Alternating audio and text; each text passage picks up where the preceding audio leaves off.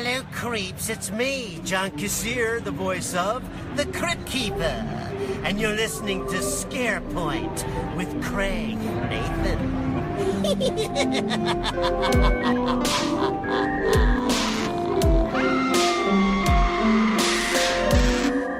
Total terror.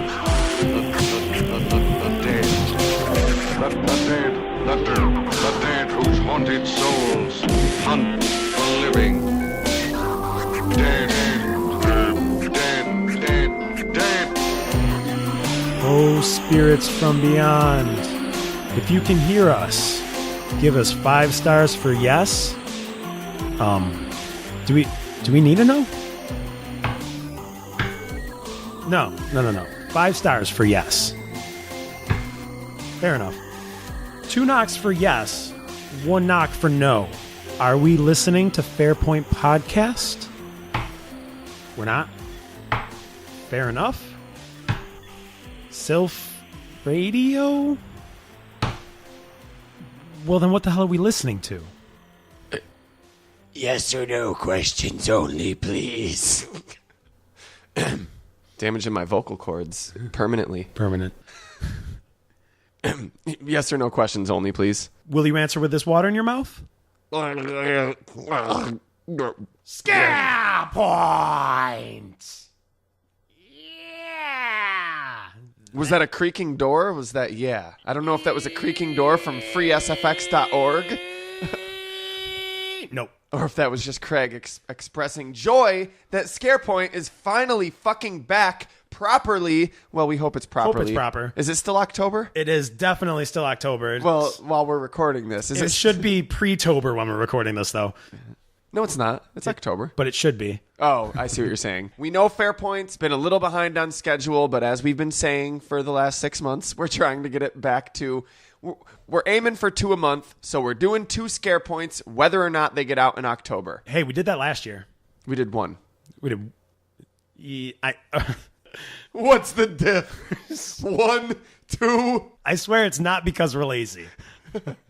No, we're really hard-working individuals. This podcast takes a lot of work, especially now that we're putting the extra effort into it and doing the other shows as well. And so do our regular full-time jobs, and so does celebrating the best month out of the 12. It's really a shame that they don't care about that. They just want the podcast. Oh, yeah, that's fair. In a couple days, though, I'm actually heading out for Salem, Massachusetts. Ooh. Home of the witch trials. Careful. They will call you guys witches, and they will burn you at the stake. They still do that in Salem. They'll see my iPhone, and I don't have an iPhone. I have a flip. They'll see my flip phone and be like, witch! What is that archaic device you carry? Wait, is Renaissance Fair going on when I just happened to visit? No, this is Salem. No, this is just Salem during October. Ow! Are they stoning me? Salem during October. Yeah. No, I've never been. My girlfriend's been there plenty of times, and I never have. I've been once. It's a nice, quaint little town. Yeah. Don't get sucked in with a stupid ghost walking tour. It's kind of lame. We're doing it. We're doing that. We're going to there's a horror movie museum there too, I guess. Yep. I went to that too. Cool. The town is cool. The town of Salem's cool. I went there a couple years ago with Sarah. I'm looking forward to it. I've been sitting in front of this computer for 4 years now. I haven't really had a vacation, so... Jeez. No, I really haven't been out of Syracuse in a long time, so I haven't requested time off from work in a while. So I'm really looking forward to that. Bringing back the Halloween party, the epic Halloween party I used to have that I haven't in a year. All you listeners are invited, by the way. All the listeners are invited. Just show up. You're not all invited, but a couple of you were, and I hope that you show up. I keep telling you, he lives in Georgia. It's not going to happen. Georgia, that's where A Haunting in Connecticut 2 takes place. A haunting not in Connecticut. But enough about our lives that you guys don't care about. We're going to talk about someone else's lives that you shouldn't fucking care about. But you do anyways. You do. So you always do. Can you tell if we're skeptics or believers yet? It's kind of sad that we do so many episodes. I love topics about the paranormal and the weird, but almost every episode we do about them is us just shitting all over it and being like, you're stupid if you believe in this, and you're stupid if you fucking lied to people about this. Okay, you're stupid if you lied to people about this, but I can't really blame someone for believing in the shit. Fair. As of now. But in about an hour and a half, if they still believe in it, they're stupid. I don't think that. You're still a great listener. You're just super. Okay, I'm joking. You see, it's tricky because that's what I was actually leading into saying is it kind of bums me out that every one of these topics we do, whether it's Champ, Mothman. Yeah. Shit I believed in as a kid or like wanted to or was just fascinated by the stories. And you look into as an adult with a logical mind. And at the end of the episode, you're like, it's all bullshit. It's all bullshit. And it's kind of sad because I personally know that some fucking crazy, weird shit happens in this world, and everybody's experienced it. I don't think you know anyone who in their life hasn't had something that's unexplained. Yeah, irrationally paranormal happen to them. And it is, I think, a reality and a truth of the world, and we just don't have the means with which to explain or even discuss it sometimes. I don't get it. Maybe it's because we don't know enough about it to actually make scientific cases. Yeah, because science, what is science? Science is study repeated. It's not science if it's not repeated. And the thing about these incidents is they're isolated incidents that can't be duplicated and repeated and subjected to scientific. Well, that's because ghosts do what they want. They can be, but not yet. Not with our current means and understanding of the way that the world works. So it's really tough to conduct scientific investigations about things when you can't duplicate the conditions, you know, because they're just unduplicatable. Because I mean, it's its own spirit entity. I said it does what it wants. If it doesn't want to reveal itself the next time, I guess that's bunk. I'll say that I in my life have had experiences where the only way I can reasonably describe them is that I had some type of encounter with some type of quote unquote like spirit. And it's not something that followed me around my whole life and went across the pond to England with me. I don't know. So it's tough to really just write it off completely. Maybe some of the cases which Ed and Lorraine investigated had some truth to them, but because of all the bullshit. Did we even say what we were talking about? We didn't. It's Ed Lorraine Warren. It's Ed and Lorraine Warren. If you didn't read the fucking podcast title and you're like, God, guys, so amateurish, you still haven't introduced your topic. Well, you fucking read the goddamn podcast title. You could look at your fucking phone. Paranormal investigator extraordinaires. I don't know if they're that extraordinary. Well, they're praised as the best, the cream of the crop of paranormal investigators. Maybe there's some of the most prominently documented and covered. Prominent. That was the word I was looking for. And if you act now, you can get your seat at the Occult Museum of Ed and Lorraine Warren for a cool $159. That's what it costs to take the tour of their museum? It's actually a special banquet with chicken, pork, fish, and it's not even in the museum. They're actually It's murder! Their house is haunted by the spirits of dead fish, pigs, cows, and Morrissey. Yes. And Morrissey supporters. They're only Morrissey fans. But this special event is actually away at a private restaurant that they will Not only away plantation. Maybe. A little far to travel for Lorraine. She's getting up there in age. Well, haunting in Connecticut 3. Ghosts of Nottoway Plantation. Ghosts of the Nottoway. But seriously, they're also going to play 2 tribute songs to Ed. They'll tell you the location of where it's going to be after you've bought the every ticket. Step I take, they don't want people. Every move you make. Every case you break, every ghost is fake. I'll be watching you. Excellent. Okay. So, what about Ed and Lorraine Warren? Ed and Lorraine Warren, if you are not familiar with who they are, as we said, they're paranormal researchers, they're self-proclaimed demonologists and clairvoyants and ghost hunters, and they garner credit for investigating a lot of the biggest paranormal events of the latter half of the last century, a lot of which you probably saw on the big screen, things like the Amityville Horror. What? That was them? Yes, the murders in Amityville. If you ever saw Haunting in Connecticut. What? That was them? Well, they investigated it. The Conjuring, which Great film. That was them. That was them. They were actually in that. So those two characters that you see in that movie. And it makes you wonder why it took so long to actually put Ed Lorraine in the movies. Not the actual Ed and Lorraine, but Patrick Wilson, who's a way better Ed Warren than, I think than the real Ed Warren. Yeah. I think it's because after that amount of time, they had become sort of folkloric figures themselves in the paranormal culture, you know? Yeah, and they went on the screen for The Conjuring, and I was like, who the fuck are these people? Because I didn't know they were related to the Amityville case. I didn't know they were related to the Haunted Connecticut movie. I didn't know they were related to that made-for-TV movie about Thing, the other one. There's been a bunch of things made about them. Yeah. And the cases, well, they only appear in The Conjuring and The Conjuring 2. But a lot of the movies that were made are based on cases that were heavily...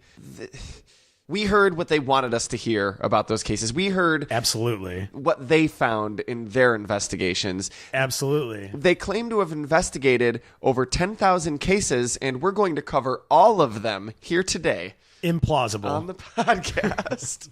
In part 1 of a 1,000-part series. Oh, God. 10 each? Scare Point 2016. Through 2018. Yeah, we're sorry if some of these come out in 2024. 4 more years. 4 more years. I actually watched all of these movies in preparation, like all of the major movies in preparation for the podcast. I watched The Conjuring and The Conjuring 2 in preparation for the podcast. I watched both Amityville Horrors and Annabelle. I remember those well enough. I don't need to see Annabelle again. And Haunting in Connecticut. And you know what I've learned from these movies? The main thing that I've learned is that ghosts turn their heads really, really fast, and living people turn their heads really, really slow. So like, sounds right. There's like a ghost stand-up comedian, and he's like, man, y'all, yo, ghosts be like this. Ghosts hear noise behind them, they be like this. And then he like whips his head to the side. Like, you don't even see the head move. It's just jump cut. My head's pointed this way. Bam, my head's pointed that way. But the living be like... And then he's just turning his head really, really, really, really slow. They hear a noise, and it's like, yo, motherfucker, by the time you tilt your head that way, I'm gone. Dead. I'm gone. You already got... It doesn't take tricks of film or ghostly powers to get out of your field of vision. Yeah, it's like, what are you so afraid of? I love it, though. Have you noticed that? In the all ghost movies. sees you, bam, head just whips over to you. But if a human, dude, if I'm sitting around and I hear a noise, I'll just look in that direction. I won't like very slowly turn my head. What are they worried about? They're worried about being a ghost. Like maybe if I was in the jungle and I thought it was like a big cat that was about to pounce on me, I might be slow to look because I don't want it to think I'm scared or I'm running or I'm coming to attack it. So I'm not going to make a sudden movement. The ghosts aren't like that. Make as many sudden movements as you want. They're ghosts. It's my hypothesis then that they're in their living room, they hear the sound and they turn their head ever so slowly and they're just like, God, I hope it's not a big jungle cat behind me. Oh, thank God, it's just a ghost.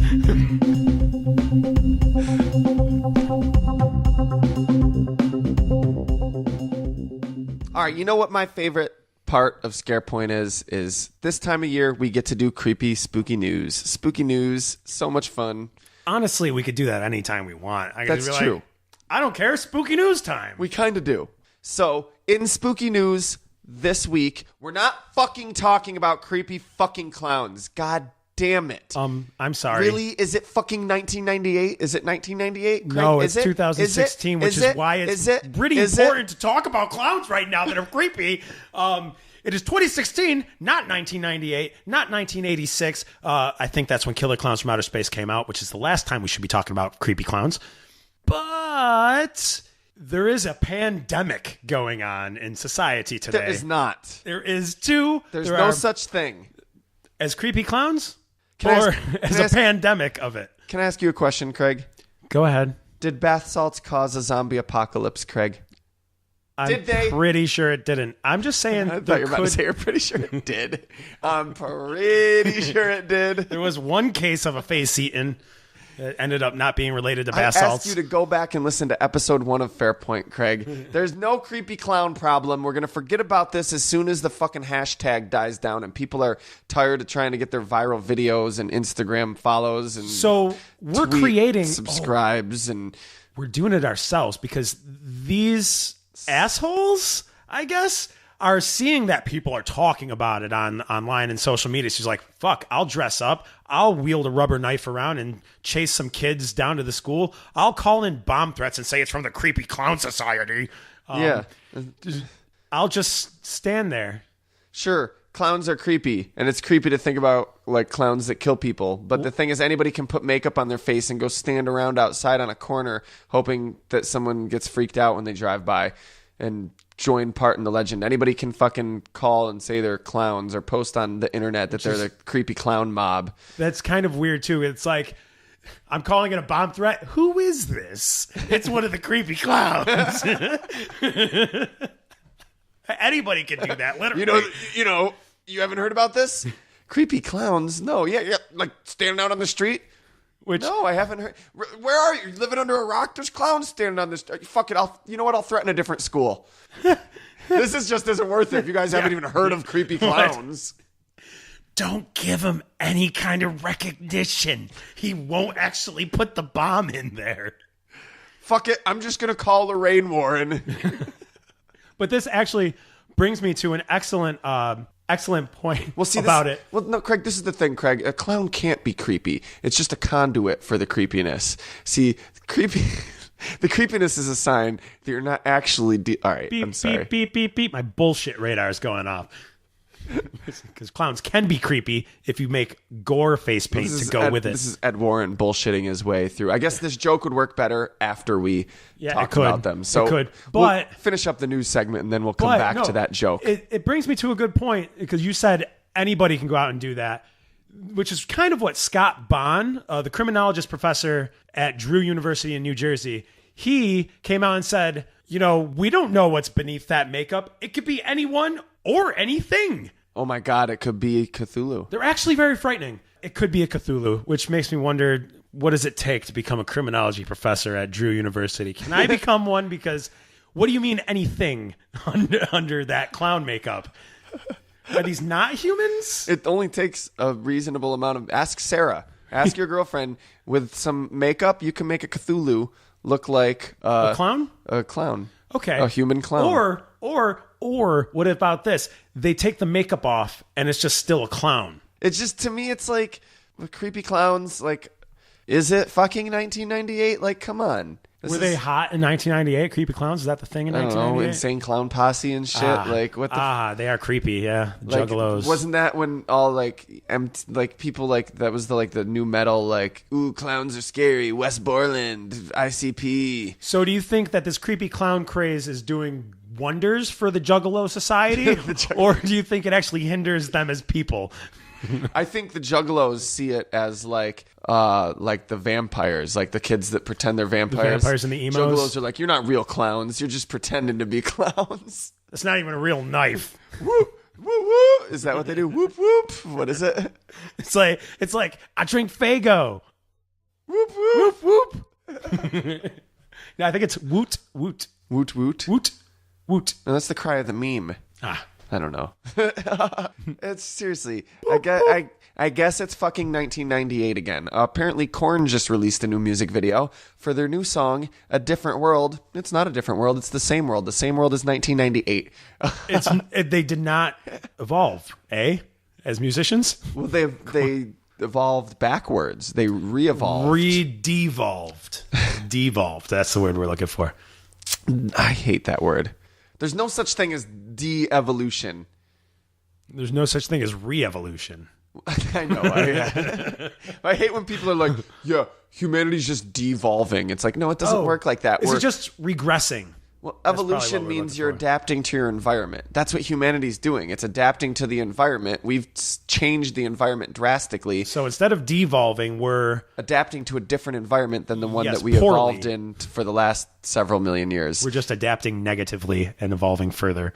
This video, though, Craig, you should check it out just so corn video? Just so you feel like you're 13 years old watching MTV again. It's called A Different World. It features Corey Taylor of Slipknot. Oh shit.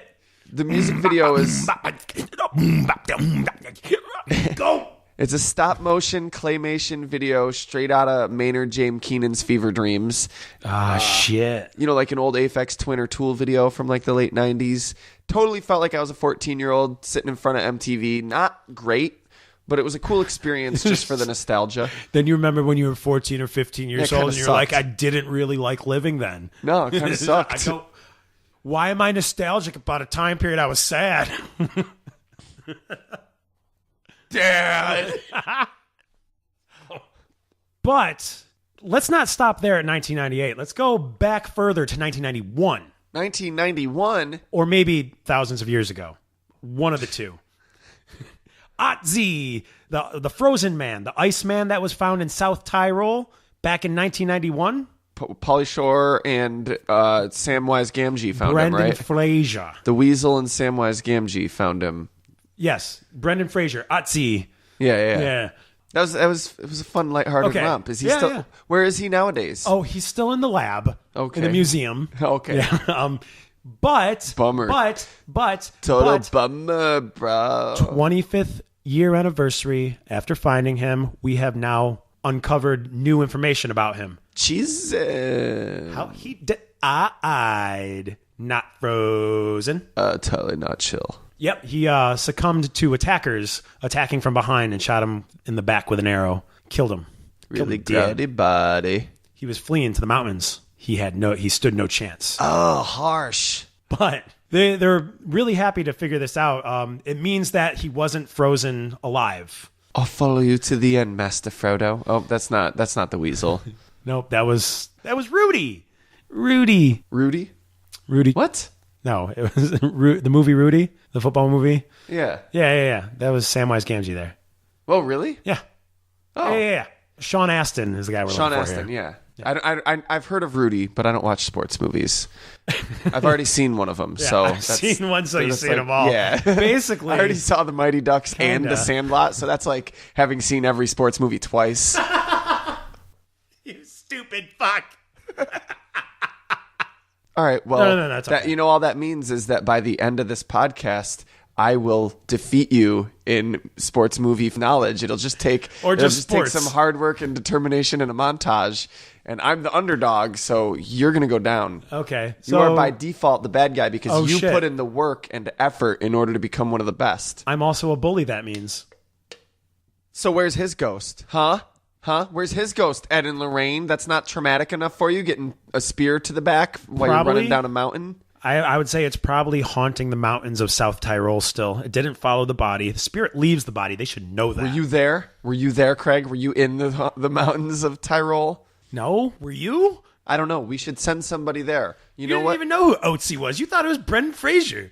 I think we should send someone there. We need like a good ghost hunter, but we're not just going to hire anyone. We need somebody with someone with a resume, like a celebrity ghost hunter. You know what? Let's get that guy Ryan Buell. I don't know how to pronounce his fucking name. From The Ghost Adventures? Paranormal State, the A&E show. Oh, even better. Let's get him. Let me just look up real quick. And we can't because he's been arrested on a bunch of theft charges. Uh-oh. Spaghetti-oos. Yeah, we just thought we'd throw that out there. Yeah, that means you're not a real ghost hunter. You stole shit. You're actually a ghost. Yeah, that's. I guess you got a point there, Craig. Just because he stole shit doesn't mean what he has to say about ghosts isn't true. But it is indicative that he's not trustworthy, as is all the other things. Like, okay, for the last 2 years, he's been doing this Conversations with the Dead tour, but he'll cancel the shows last minute and keep your money and not refund it after you've bought tickets. Okay, that's literally stealing. Yeah. And that's what he got arrested for. No, it's but not. A different. I mean, but that is the same thing. Yeah, he right. got arrested. He's been doing it for years. I think he got arrested for actually physically stealing something, like a few things, different it charges. was actually a haunted artifact from from one of his cases. Annabelle. You know, they told him that not to touch Annabelle, right? And you know what? 2 Next weeks thing you know, later, he gets arrested. You know, Annabelle made that happen. Right after he stole Annabelle, proof that it's a demon. Keep it locked up. his show's just bullshit. Like, his show is, as much as any reality show is, it just edits shit together to be deceptive in what they want to portray. Well, yeah, it's A&E. A&E is called half-scripted. Arts and Entertainment Television. It's neither of those things anymore, but They've gotten shit too for like clearly dramatized. people will be like, yeah, we'll cooperate and we'll do interviews with you so long as you don't show any of the gruesome footage of like my husband's death on your show. And they'll be like, word, we won't. Well, probably and then they'll 'cause show it. And then they'll show it during the interview. How can they? Because isn't know. that break like censor rules? Like showing actual crime scene photos and murder? Well, maybe they showed certain photos. I don't know. You can probably get away with certain ones Right. and Just certain please shows. don't do this. I think on cable you can do whatever you want. The FCC only regulates Local channels? like 3, 5, and 9 or whatever. Is ABC, that still a NBC, thing? 3, 5, and CBS. 9. I mean, depending on where you live, yeah. But cable, you can do whatever you want. They regulate themselves because they don't want to lose advertisers. So why wouldn't the Chiller Network have like it would be uncensored because horror fans want to see that. I don't know. You know what? Shut. This FCC is all your fault. But yeah, so basically this comes down to, I guess you can't really trust celebrity ghost hunters, can you, Craig? I definitely wouldn't let him investigate something in my house. He might steal something. I got my eye on you. Or I will pay him the money up front and then he just won't show. Two things that could happen. It's happened before. Conversations with the dead. Yeah, that's all I'm having here. Not having a conversation with Ryan Bwell. Certainly am not.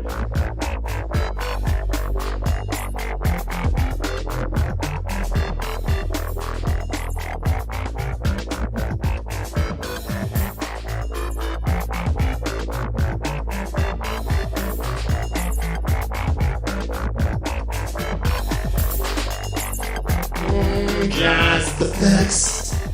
Ed and Lorraine Warren were a self-proclaimed demonologist and clairvoyant, respectively. As a married couple, they investigated over 10,000 hauntings together, many of which were adapted to mediocre horror films. Okay, first to really understand the Warrens, you got to understand where they came from. Okay. First, Ed Warren, proclaimed demonologist himself. Acclaimed or claimed, like self-proclaimed? Self-proclaimed. Self-proclaimed and self-acclaimed. True. Very true. He was raised very Catholic. Could you imagine? No, it's definitely no surprise to me. For one, because I researched this topic thoroughly before doing this episode. And for two, because I've seen the fucking movies. But he was also raised in a haunted house. Well, now, Craig, there's a logical explanation for that. Yeah, that's what his dad would always say. Yeah, his dad was a police officer, and I think he was a police officer at one point throughout his life, too, right? Just in the Navy. Navy veteran, World War II veteran. Vet. I'm sure he started the rumor about gremlins. They were like, man, our airplane's going fucked up. And he's like, it was gremlins. No, I think it was He just... spread it from the Navy to the Air Force. I think it was just fuel problems. He's like, no, it's a common misconception that fuel problems can cause flight problems in airplanes. Actually, it was gremlins. Yeah, he was on a ship at Pearl Harbor Bay, and he was just like... overhearing the problems of the planes. The Japanese are attacking. Are you sure it's not gremlins? It's probably gremlins. Guys. His dad would always say, because he was like, it's a haunted house. There's ghosts and shit, Dad. But seriously, when everybody's asleep, everybody's asleep. I'm the only one up. I'm trying to go to sleep. It's like 3 a.m, and my door to my closet opens on its own, and there's a glowing like orb. I think it was a globule. And his dad would say there's a logical explanation, to which Ed would retort, like, eventually he was like I've seen interviews with him. He goes like, but eventually I learned, like, no, there isn't. No, it's there demons. isn't. Which to me is like... It's proof that there's demons, because there's no logical reasons. Well, then wouldn't that make demons the logical reason? Like, to me, it's proof that you don't know what you're talking about, Ed Warren. I'm sorry, I'm starting early. Usually... I give us a chance to like set the foundation, understand who these guys are, set it up a little bit before I start harping on them. But I'm starting early with these fuckers. Hold on. If it's demons, there's still a logical explanation. Our system of logic just hasn't incorporated it. Demons. Yeah. So is it an illogical explanation? No, I think Ed. so. Ed, but you're arguing. Okay.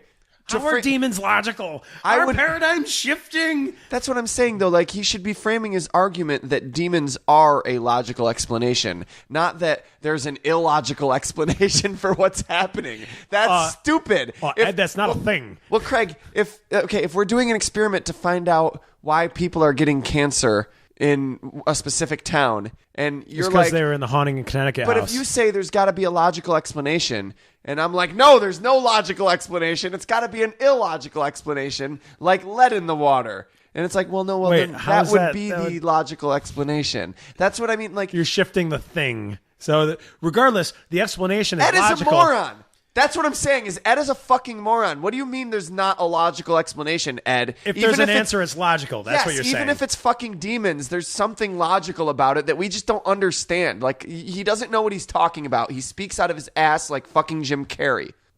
Well, in the movies, like Jim Carrey in the movies. I'm not trying to insult his spiritual beliefs. No, I don't know if that's his spiritual beliefs, but I do believe that he probably speaks like that with his ass just for funsies. No, I mean, because, Jim Carrey, like, a couple years ago, he went off on, like, a bunch of spiritual rants. That's not what I meant. I meant just the way... I don't recall that, in actually. Ace Ventura, he actually literally... Asked me a few questions. Yeah. Do you have any banaka? Yeah. I remember Ace Ventura. Remember Ace Ventura? Remember his monkey? Remember? I remember his monkey. All right, let's stop stealing someone else's jokes. But by the way, please watch this season of South Park. 2 episodes in, it's fantastic. Oh, I love that they're doing full season arcs now instead of episodes. This is not the South Park episode. I know we'd rather be talking about that, but actually, I'm having fun tearing down Ed and Lorraine. But do you know much about Lorraine's upbringing? How she was raised? No, not really, right? No. Except for the fact that, I don't know. She knew as a little girl that she could talk to spirits, but she hid it from everybody because she was in like a Catholic school and the nuns would hit her. So in other words, she decided to make it up when she was older. I'm sorry. I mean, let me give her the benefit of the doubt. Go on. No. She actually saw it as a kid and as an adult. It's just she had to grow the confidence to actually admit that she saw spooks and specters and paranormal thingies. Yes. Yeah. Okay. So she had to gain the confidence to do that. And it was Ed. Ed was the man that, took her under his wing and was like, let's go check out these ghosts. I believe it. Have you seen The Conjuring? He's a really strapping, handsome. Oh my God. He was fixing the car. Family man. He stands up. He takes initiative. He's very handsome. He's he's hardworking. He knows what he's talking about. He's authoritative. And he's compassionate. He gets in there. He goes out and he helps these families overcome their problems that no one else can help. He takes the responsibility on his shoulders. And he's so cool and collected and knows what he's doing. Loves his wife too. Family man. That's what the real Ed Warren's like too, right? Just like in The Conjuring, right? Unfortunately, no, actually it's a shame because in the Conjuring world, man, even though there are demons in it and it's really scary stuff, that Ed Warren is such a better Ed Warren than real Ed Warren. Real Ed Warren's a dick. Yeah, they kind of portray them as these super cool, very, everything I just said. If you got ghosts, that's who you want to call. You don't even want to call them Ghostbusters. No, You're fuck that. These guys got it. Those, you can't trust them because they're women and shit. Oh, jeez. Crap. Ed and Lorraine Warren at least got one man in there, so. Right. And he was definitely a take charge kind of man. No, they're not at all like that. They're actually Lorraine seems kind of cool, but quiet, again, nice. It's kind of like Daryl on The Walking Dead. Maybe she seems kind of cool because she doesn't talk as much as the other characters. Ouch! Ed is a schlubby jerk. Excuse me. No disrespect. Well, I have to disagree there, though. Why can't I disrespect him just because he died? Everybody's going to die sooner or later. It's not. Can we not disrespect Hitler? Yeah, it's not fair that let's not compare him to Hitler. Okay. He's not that bad. Can we, God, what was that dickhead down the road from me that died a few weeks ago? A couple of years back. It was a terrible tragedy, but he was a dick. Who are you talking about? This guy that lived down the road from me. This guy that walks down Marshall Street every day. I mean, Not the clock guy. Pertinent information for the listeners, Craig. Not the clock guy. Let's go. Go on, please. You were educating us as to their background. What I was going to say was, if you check their official website, you clearly can see anybody that has ever met them, had nothing but good things to say. They're a nice couple, a great, caring elderly couple. Well, now they're an elderly couple, but there's nothing bad. Now there's nothing bad to say about them. Now they're an elderly widow. Yeah, an elderly widow. Oh, all right, you know what? We'll make it up. Ed Warren, we're canonizing you in Fairpoint fashion. No, we're not. You are now the patron saint of bullshit. Okay. Scientology holiday. Rescinded and accepted. It's not Scientology. I always do this. Subgenius. Church of the Subgenius, not Scientology. Which is funny because I actually respect the Church of the Subgenius somewhat. They're both equally full of shit, but one of them is upfront about it. So what I was talking about was them getting together and meeting. She was a 16-year-old kid, liked going to the movies with mom. Her and her mom would see movies all the time, at least once a week. And Ed, strapping young theater usher, finally got the courage to speak to this cute girl with her mom. How old was Ed? He was the manager? No, usher. Oh, usher. They said he was the theater manager, and he's hitting on the 16-year-olds? Yep. I assume he was 16 or 17 at the time, or maybe 21. I don't know. He could have been 21. It would have been okay back then. But anyways, yeah, and that's how they met. Can you believe it? It's like a scary movie. Serendipity. It's serendipity that they met, and he was in the war, and he came back home, and he was like, you know what? Fuck this war, man. Like fuck wars in general. I'm like a peace guy. And I want to actually go to school for painting. And Lorraine's like, oh, Ed, do what you want to do. You got to be in charge of yourself, okay? I love you, Ed. I love you too, Lorraine. How the hell is our daughter only 12 in The Conjuring because she was born in like the 60s? Sorry, real life and movie life are interfering with each other. Yeah. They're old, aren't they? When were they born? The 20s, late 20s. Okay, because they founded their thing, the New England Society for Psychical Research in 1952. 52. And they were in their like basically mid-20s. ripped off like the United Nations Society for Psychic Research or something. The European, because that one I think was actually like respected, and they were like, "Word, we'll just make ours sound like it's the same." Yeah, like the same because we'll be respected too, and you know. Because that's what these people do. They just say things. They say things that it's not illegal to say, hoping that you'll just accept it at face value. But you weren't there.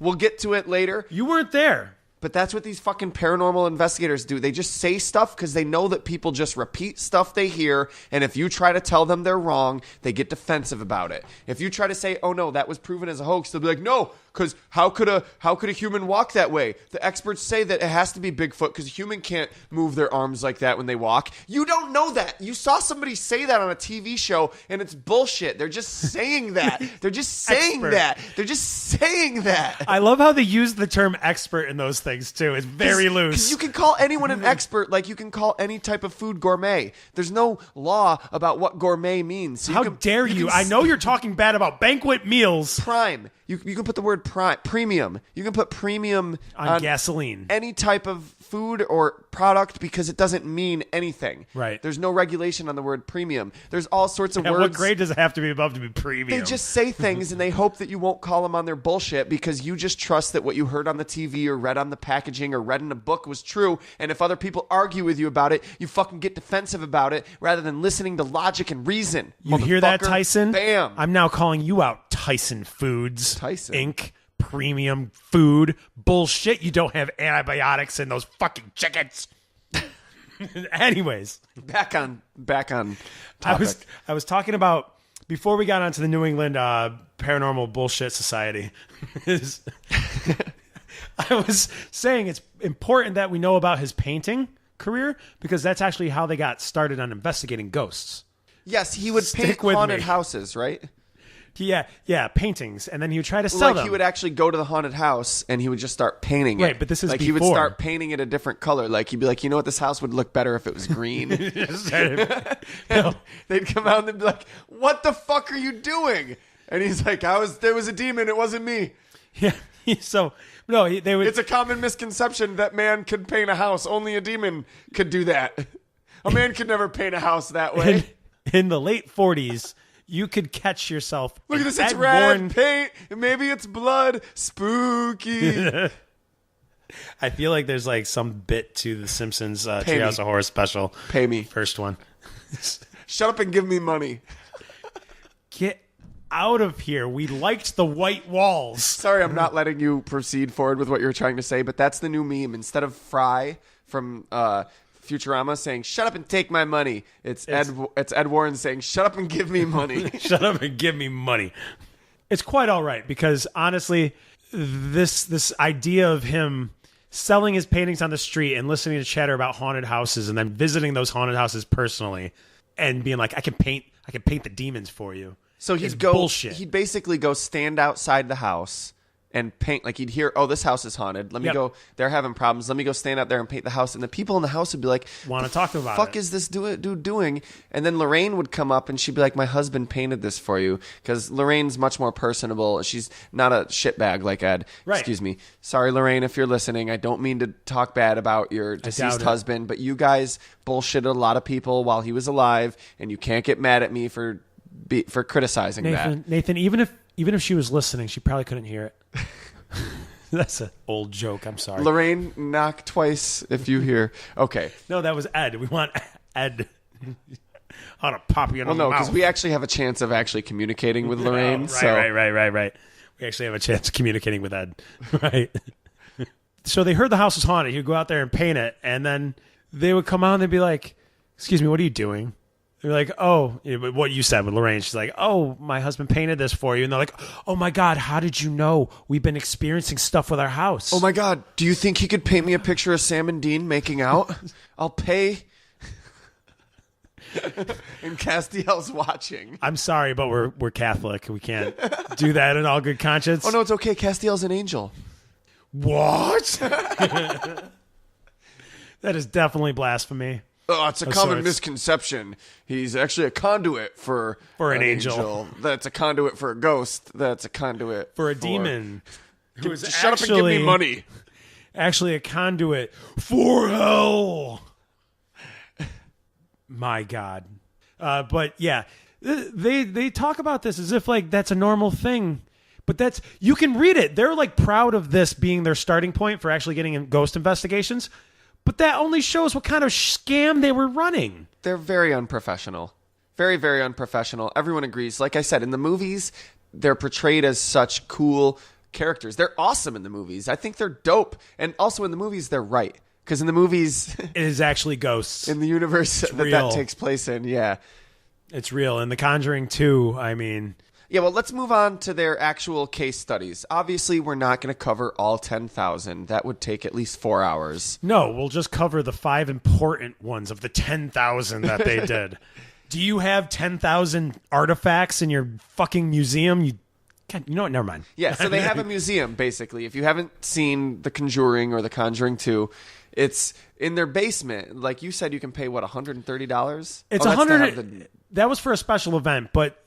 I mean, I went on their site and I tried to buy tickets for they don't even have one posted for the next tour yet. Oh, wow. So it's like they only do it rarely, and you got to get on there and they'll be like, okay, we'll send you the information after you pay.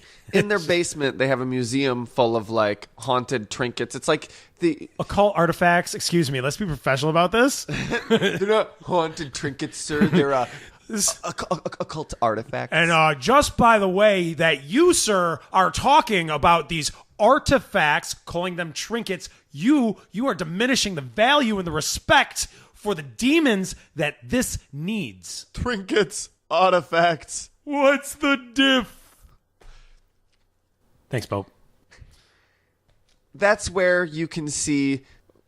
It's like the cliche, the idea that the iconic trope of like, a possessed item, a magic shop almost, but it's not a shop. Obviously, it's their basement museum. If it was a shop, it'd be purchase at your own risk. You'll be sorry. Yeah, no. It's just some of the most dangerous, demonically possessed items of all time. No, that you can just walk by. Yeah, you just have to pay, and they'll let you down there, and they'll just be like, hey, don't touch anything. I'm going to go upstairs. You want some lemonade? I don't know. I'm going to leave you down here. Just don't touch anything. Do you think they don't stick with it? You don't think Tony Spears is fucking the one doing the tour? They don't just let people down there and let them loose. You know, the guy starts knocking on the fucking glass, and then Tony Spears is like, hey, you can't do that. Stop doing that. You'll be sorry. Do not knock on glass. Please do not tap on glass. It irritates the dolls. Please do not wind up this music box. Don't feed the demons. It doesn't work anymore. Don't feed the demons your soul. So the main attraction of their museum is, of course, Annabelle. Annabelle. That's the first huge case, right? Annabelle, if you've seen The Conjuring, she's not the focus of it, but she's in it. It's sort of like that mission that Batman does at the start of the movie to establish that Batman takes down all sorts of fucking crazy bad guys. Right, and that actually got super popular. They gave Annabelle a different origin story. Yeah, so... in a movie. Annabelle she's a haunted doll, if you haven't seen the movies. A China porcelain doll, right? And she's very creepy looking. Like, why would anyone make a doll that looks that creepy? However, in reality, T-R-E-A-L-I-T-Y, it is just a fucking Raggedy Ann doll. It is a normal, average, run-of-the-mill 1950s Raggedy Ann doll, and you could pay $125 to watch it do nothing. Literally an actual Raggedy Ann doll. Like, not similar even to... It's a an special actual one. That's why... Maybe a little faded. I mean, it has been in a glass case for 40 years. It would cost money to license that for the movies, and it wouldn't be as scary, so they made it a more creepy-looking fucking... Yeah, the doll in the movies is like... also needed a hand to hold the crayons. Now, the movie Annabelle, though... While it says it's based on true events, like most movies which claim to be based on true events. But that didn't even involve Ed and Lorraine Warren. Like, that wasn't even their events. That was the origin of the doll before it got to the roommates in The Conjuring. First of all, the opening to the movie is just a clip from The Conjuring. It's just the same scene that the movie opens the same exact way The Conjuring does. That's not creative. Have your movie open differently than the movie it's a spinoff from. Don't just copy and paste the same opening then change the opening credits to say not directed. Instead of saying directed by James Wan, it says not. There's a big red not directed by James Wan. But he did shell out money for this atrocity. Directed is crossed out and it says produced. But similar to the movie The Conjuring, Annabelle was a doll that was given as a gift to a college kid. Yeah, that's what college kids want. Raggedy Ann dolls. That's what college kids want, right? Raggedy Ann dolls, not just money. Yeah, they don't want like help with their bills or ramen. You know, just send me a big box full of just ramen. Like it'll cost you $5. Bar. There's a an 7-pound all-white box party of ramen. going on. Fake ID. It's ladies' night. I mean, I need $20. You sent me a Raggedy Ann doll. That's the opposite of a fake ID. I can't even sell this for $20. No, none of that. They gave her a fucking doll. And bad decision because apparently something's going on with this doll. Yeah, they were just like, fuck, this doll's haunted. Let's pawn it off on her. Teach her a fucking lesson. Mom, you gave me a haunted doll. Someday you're going to have a kid that puts you through as much hell as you did me. And her name is Annabelle. The mom was like, I know I gave you a haunted doll, Dolly, because now you're going to learn what it was like to put me through hell. Yeah, the doll started doing weird shit, like leaving little notes for them in like childlike handwriting. Like crossing its arms. Yeah, they'd come home and they'd be like, I know that doll did not have its arms crossed when I went to work. I remember I touched it. I fed it like I'm supposed to. It had its arms at its side. 7 and 9. I spent at least 20 minutes having my imaginary tea party with my dolls and hugging it and talking to it before work like any normal college student would. Am I right? If you don't believe me, I have actually video proof of a security camera that I document the time I spend with my dolls like any normal college student would, right? In my live journal. More dolls for Christmas, please. Yeah, all sorts of weird shit. It would move. It would be in a different location in the house. Keep in mind, this is a Raggedy Ann doll. It's not the China doll of the movie where it could be standing up with its arms in a weird position or like it's a fucking Raggedy Ann doll. Blinking and shit. Yeah. And one night, some dude named Lou spent the night. Oh, yeah, Lou Dog. Lou Dog spent Always the trust a night. guy named Lou. He, Oh, my God, what happened with Lou? well, I trust I'm his worried. word. They trusted him enough to let him spend the night. So I trust whatever he has to say about Right. this Annabelle doll. I trusted him to be platonic with them and sleep on the couch. Yes, and stay on the couch. And stay on the couch. Well, some weird things Trust a happened. guy named Lou, Yeah, it's not like his name's Ryan Buell. He's not going to steal from you. right? I mean, and then you want him with you so you can keep your eye on him. You don't want him to stay on the couch. So in the middle of the night, Lou heard a noise in a room, and he went to investigate. And supposedly he had claw marks. Like he walked in the room, and suddenly there were claw marks across his chest. I think this was his bullshit excuse for just like sneaking into the girls' room to creep on them while they were sleeping because he's a fucking creeper. And then he just like clawed himself and destroyed his own like, shirt. why is your shirt open? Why are you taking your shirt off? I wasn't taking my shirt off. No, but they saw the claw marks. That was a thing. They saw them too. The doctors didn't. That was an exclamation of pain.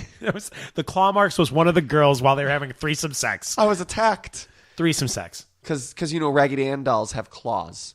Another night, he woke up and the Raggedy Ann doll was trying to choke him. It was strangling him because, Raggedy Ann dolls have fucking fingers. But no. And upper arm strength. That one I can't give. They don't have fingers, but No, they got little Powerpuff Girl ass hands. If it put it in some kind of like chokehold with it, one arm on the back of the head and the other arm pressed firmly on the neck, just squeezed, it became a hard clump instead of a Raggedy Ann soft plush doll. So it just like shimmies all its like stuffing into its arms. Yeah, and like corded it like Stretch Armstrong arms.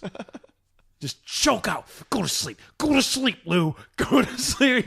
That was the last thing he heard before he passed out. I was asleep. I was asleep. So clearly he woke the girls up to tell them that their fucking creepy ass doll that's always moving around and shit and leaving them notes tried to kill him twice, and they needed to get somebody to check it out. So they got themselves a local medium, to see what was going on. They said, okay, well, it seems like children, what you got here is a possessed doll. It's a spirit of a little girl named Annabelle. Annabelle Higgins. Annabelle Higgins. Bless her heart. She is just the sweetest thing. And then she's like, do you want it to stay? Is it okay if this little girl hangs out with asked? you? Yeah. Oh. And the girls were like, yeah, it can stay. Sure, it's a little girl just looking for fun. And Lou's like, the fuck, guys? I don't want any kids here. Guys, you're cramping my style. They're like, you don't live here, Lou. We just let you stay here. How am I to be part of our freaky 70s now? To be part of our freaky 70s threesomes. Shh. They're not supposed to know that. I'm a platonic friend. Platonic. Remember, I was in your room because of the doll. Because I heard the a doll's noise. scratch-free. That's why my shirt was off. I was inspecting the cuts. Remember? That's what I told your parents when they showed up. Oh, God. That's what you told your parents. We're fucking... So... Swiss cheese holy story. This is what happened, was they were really just having a threesome, and their parents showed up, and he's like, let me do the talking. I got this. Don't worry, Mr. and Mrs... Bobkins. Donna's mom. Donna's mom. I was in the room getting my shirt because I left, and it was a ghost. And he was like, ugh. He just looks at them and he's just God like, damn it. a ghost? Fuck, I can't work with that. Like a ghost? She's like, yeah, there's a ghost. And then suddenly knock on the door. It's Ed Lorraine Warren. We heard you had a ghost. And he's like, oh, fuck, now we got to deal with these Both two. girls are just covered in ectoplasm. Ed's like, takes a fingerful, sniffs it, Licks takes a it. taste. He's like, yep, that's ectoplasm. Ectoplasm, all right. I know the saltiness anywhere. That taste is familiar. That reminds me of the Navy. I was in college once too, kids. No, he wasn't. I don't think he... Oh, art school, right. Yeah, no, he wasn't. Bam to all those artsy people listening to us on podcast land. I'm so sorry. Take That's probably that, art students. the majority of our audience. Art students. You'll get there someday, guys. Keep doing that comic you're doing. So the thing is, though, Ed and Lorraine showed up, and they're like, whoa, yeah, this isn't They told them their story. It's the same thing that happened in the opening of The Conjuring and the Annabelle movie. Yeah. That story. Again, if you're going to make a movie, don't just copy and paste the opening of the movie that you're a spinoff of and make it your opening. Annabelle, the movie, opens the same exact way The Conjuring does. Well, that's not fair, though, because they elaborated in the movie and showed that it was actually crazy occultists. Well, that whole movie was bleeding bullshit. on the doll. Basically, the Annabelle story kind of ends here. Like, Ed and Lorraine show up, and they're like, oh. And they took the doll. It's no ghost. It's not. See, ghosts can't possess objects. Ed said, Then what can? reaching into his ass and pulling out an idea. And Lou's just like, wait, what? Then what is it? Lorraine's like, okay, keep that in the show Bible Right. for us now. Remember Ghosts that can't one. possess objects. Make sure I don't ever claim that a ghost possessed an object. They also can't go across the pond. They can't travel. They don't travel water well. They can't cross water. So, yeah, he's like, ghosts can't possess an object. A demon tricked you. A demon told you it was Annabelle. It's really just a demon is moving that doll around to make you think it's possessed by the ghost of Annabelle. And Endgame is you guys. And then, so they're like, we better take this doll and put it in a cage. Why? Why? Ed, why? sure. Why? Ed, you just sure. you just said that it was just a demon moving the doll around, that the doll actually isn't possessed. So why? Oh, I thought it was the doll was possessed by the demon. No. Because only demons can possess objects. I thought it was just that they were a person is possessed by a demon, and the demon is haunting them. Whether or not they get rid of the doll doesn't matter because the demon's just moving the doll around to make them think. See, I thought like spirits can possess people, but only demons can possess people and You know what objects. I think is real? I think they're just full of shit either way. So demons. A lot and of I'm demons. not saying that. Like I said, I've had experiences. I'm not arguing that shit like this happens because I know that shit like this happens. I just think Ed and Lorraine are full of shit. They took the fucking doll, they put it in their basement museum, put it in a cabinet, slapped a sign on the cabinet that says, warning. Yeah, You pay for it. you're selling it. You're and selling it. Now you want to sell it. Boxing it up. Thank you, Ian Malcolm. They slapped a sticker on the fucking thing, charge admission, and you can just pay $100 and come in and look at it. Just don't touch it. Don't mock it. Don't mock it either, because did you hear what happened to the last kid that did that? Oh, yeah. Ed told me when I went to see it. Yeah, I mean, Jesus. Oh, you went to see it? I did, and I didn't. Oh, I didn't. You paid off. You sap. That's why you're so mad at them. Because they robbed you of $125. No, but this kid not only knocked on the glass, but mocked the doll. And a few days later, he died in a motorcycle accident. Proof. Demons. Proof. Yeah, that's what Ed would say. He'd be like, don't mock the doll, because the last person that mocked it died in a motorcycle accident as they left. But there's no evidence. Nobody's been able to find that like obituary. It doesn't matter. Motorcycle accidents happen. It's an increased risk of dying if you drive a motorcycle rather than a regular vehicle. Well, that's really, really good taste of you, Ed, to make it your spooky little campfire story when people come to your nobody museum. would doubt it. And like, let me just ask you this now. If the demon can reach outside the glass and affect this boy that came to visit it, how is it responsible of you to even sell tickets to this thing? Yeah, and you're like, how is it responsible of you to keep this at all? Because clearly keeping it in a cage is not stopping it from hurting others. Well, don't you remember in the movie, in The Conjuring, the guy asks, like, isn't it better to just burn this stuff? And he's like, no, just let the demons out. Again, just pulling shit out of your ass, Ed.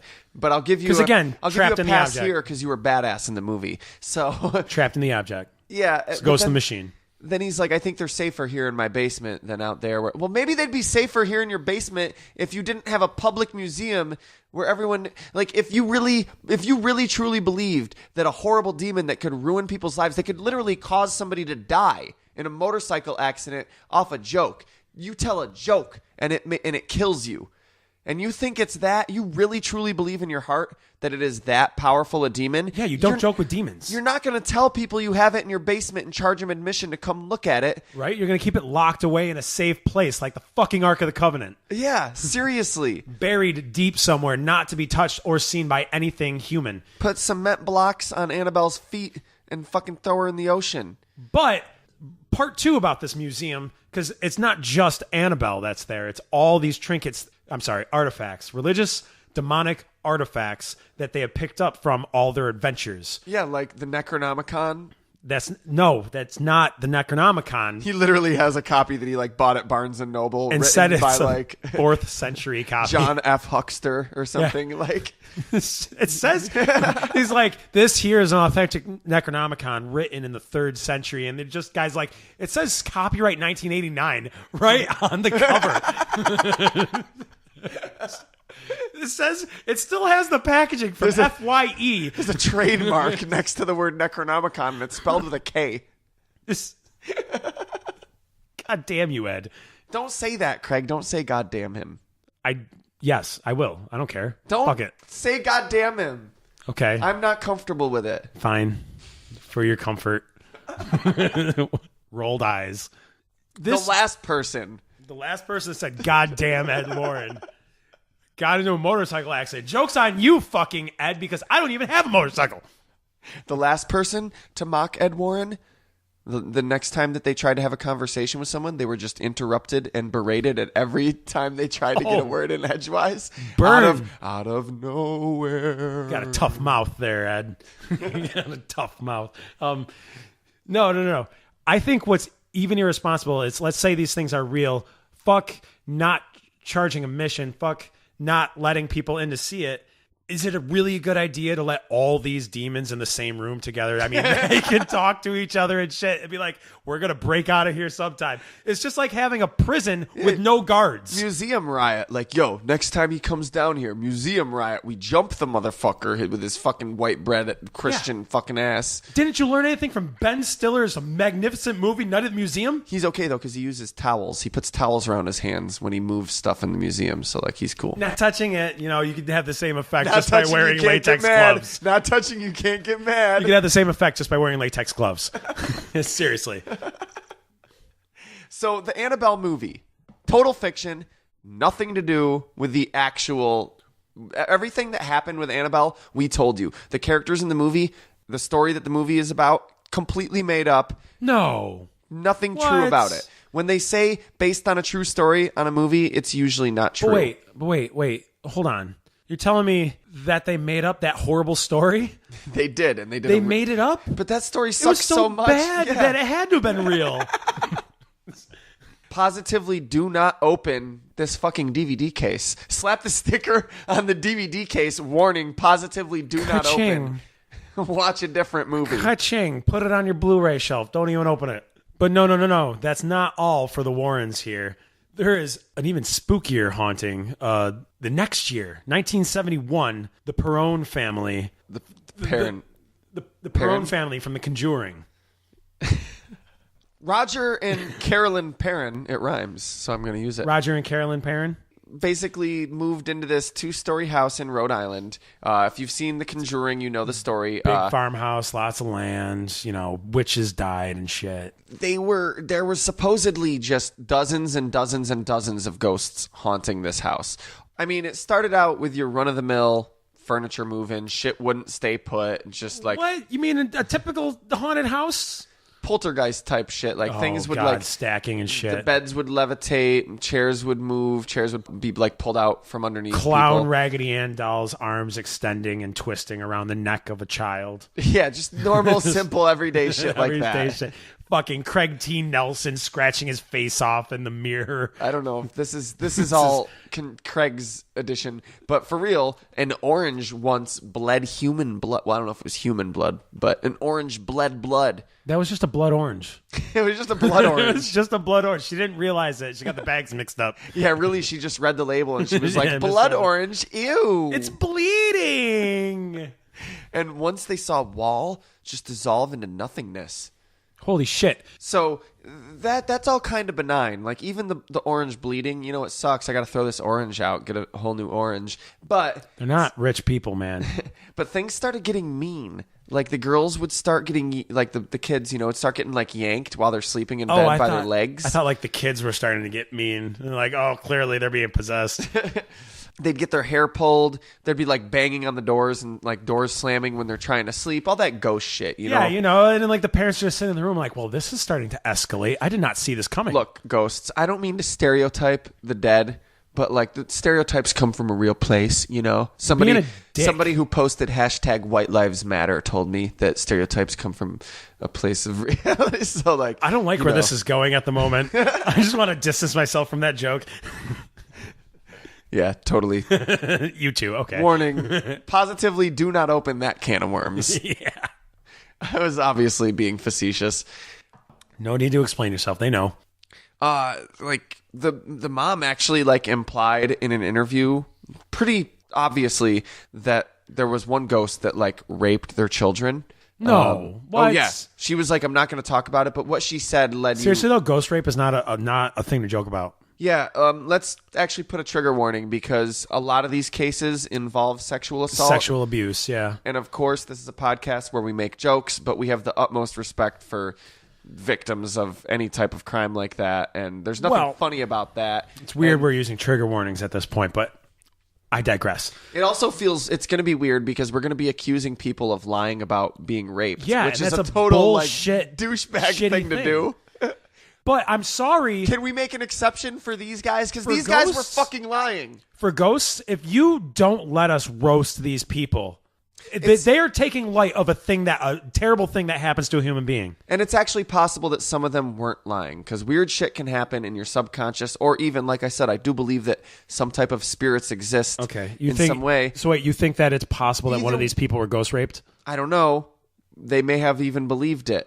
But I don't believe that Ed and Lorraine did. That's fair I believe enough. that Ed and Lorraine, even if they stumbled upon a case where people weren't full of shit and they were legit, like, I don't know what's going on, whether or not there was actually something weird going on, even if the family truly believed it, Ed and Lorraine were like, let's capitalize and exploit this. So you don't think for a second that they believe their own bullshit?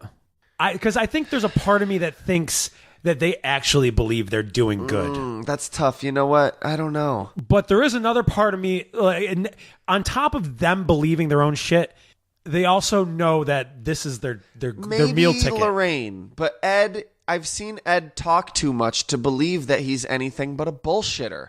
Fair enough. Ed's a bullshitter. Ed didn't buy it. Lorraine is basically the Harley Quinn in this relationship, just being brainwashed into it. Yeah, you know what? Yeah, maybe that's true. No disrespect, Lorraine, if you're listening, but that might be true. Just think about it. Maybe we're wrong, but no, it's basically like a mild case of Stockholm Syndrome. Or like Ed capitalized on, and like a lot of relationships are built on like taking advantage of the other person. True story. That one time he got the courage to speak to her when they were 16 at the movie theater. And he actually I can totally take advantage of her neuroses. This bitch is fucking weak, is what he said. But were you there? So either way, like so basically there were all sorts of ghosts, but they weren't all mean. Some of them were actually kind of cool. Like there was ones that would like gently kiss the girls goodnight every night as they went to bed. And as I'm saying that, it actually starts to sound a little less benign and actually even more creepy and weird and disconcerting. And now I feel creepy and weird for saying aw. There was also little kid ghosts that would just like... Oh yeah, kid ghosts. They'd like play with their toys. You know, they'd like push around their toy trucks. They'd kill their Tamagotchis, save over their Pokemon games. That is... frightening. There was one ghost who was supposed to be one of the more cool, chill ghosts named Manny, who supposedly like hung himself in the attic, which, yeah, that's a benign thing to do, right? And just super chill, bro. Really chill.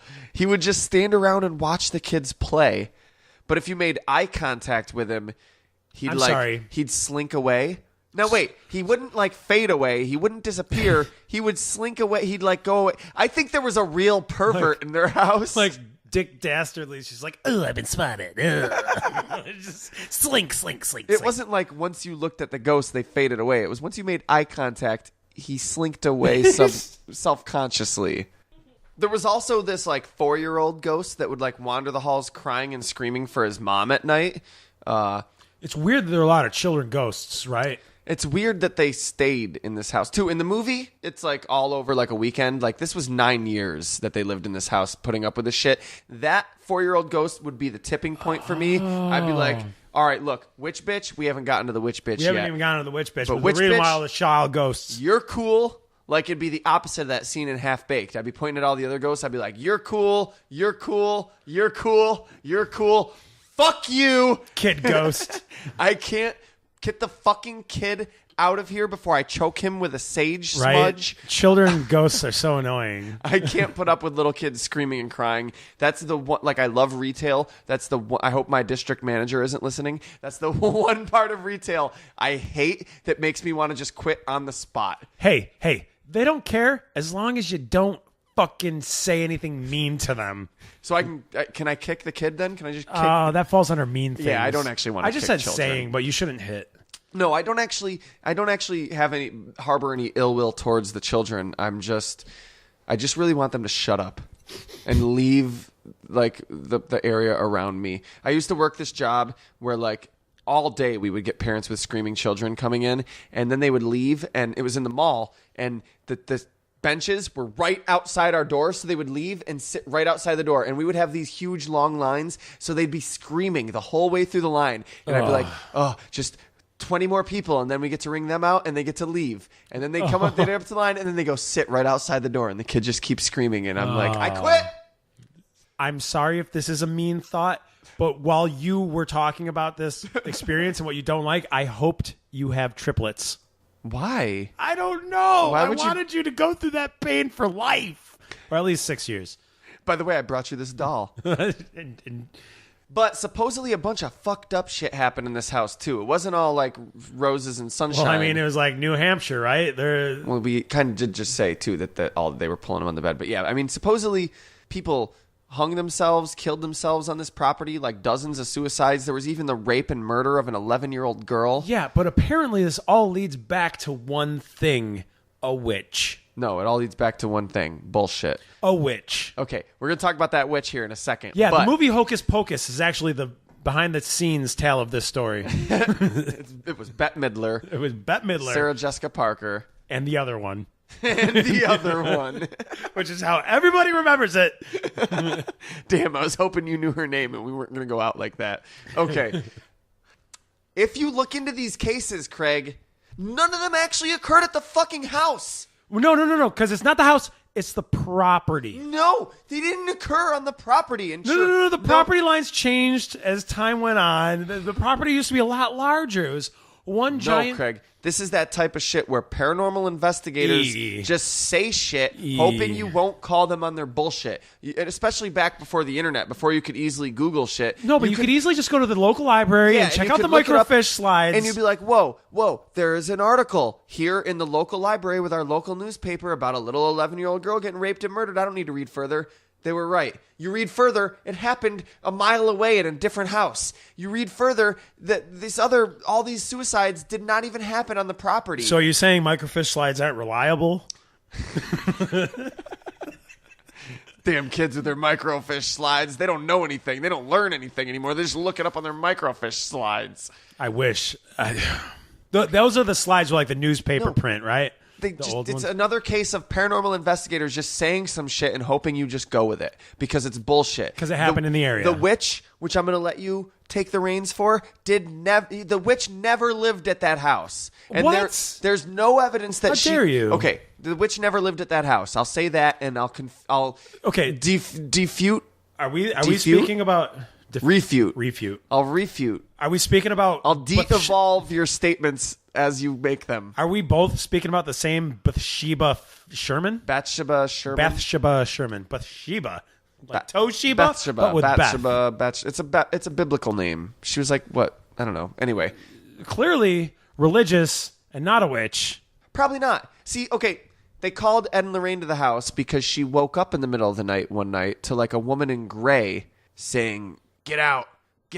I'll drive you out with gloom and death. Right? Yeah. That was Bathsheba. That's Ed and Lorraine came and they did some research. They did their own little crack research effort, and they were like, I trust them. You're haunted. I trust them. By Bathsheba Sherman, who was a supposed witch. She was a lady. They said she hung herself from the tree in the front yard. In the front yard, not happen. Or backyard, right? Either way. I think you're thinking of, you know what? Never mind. Different movie.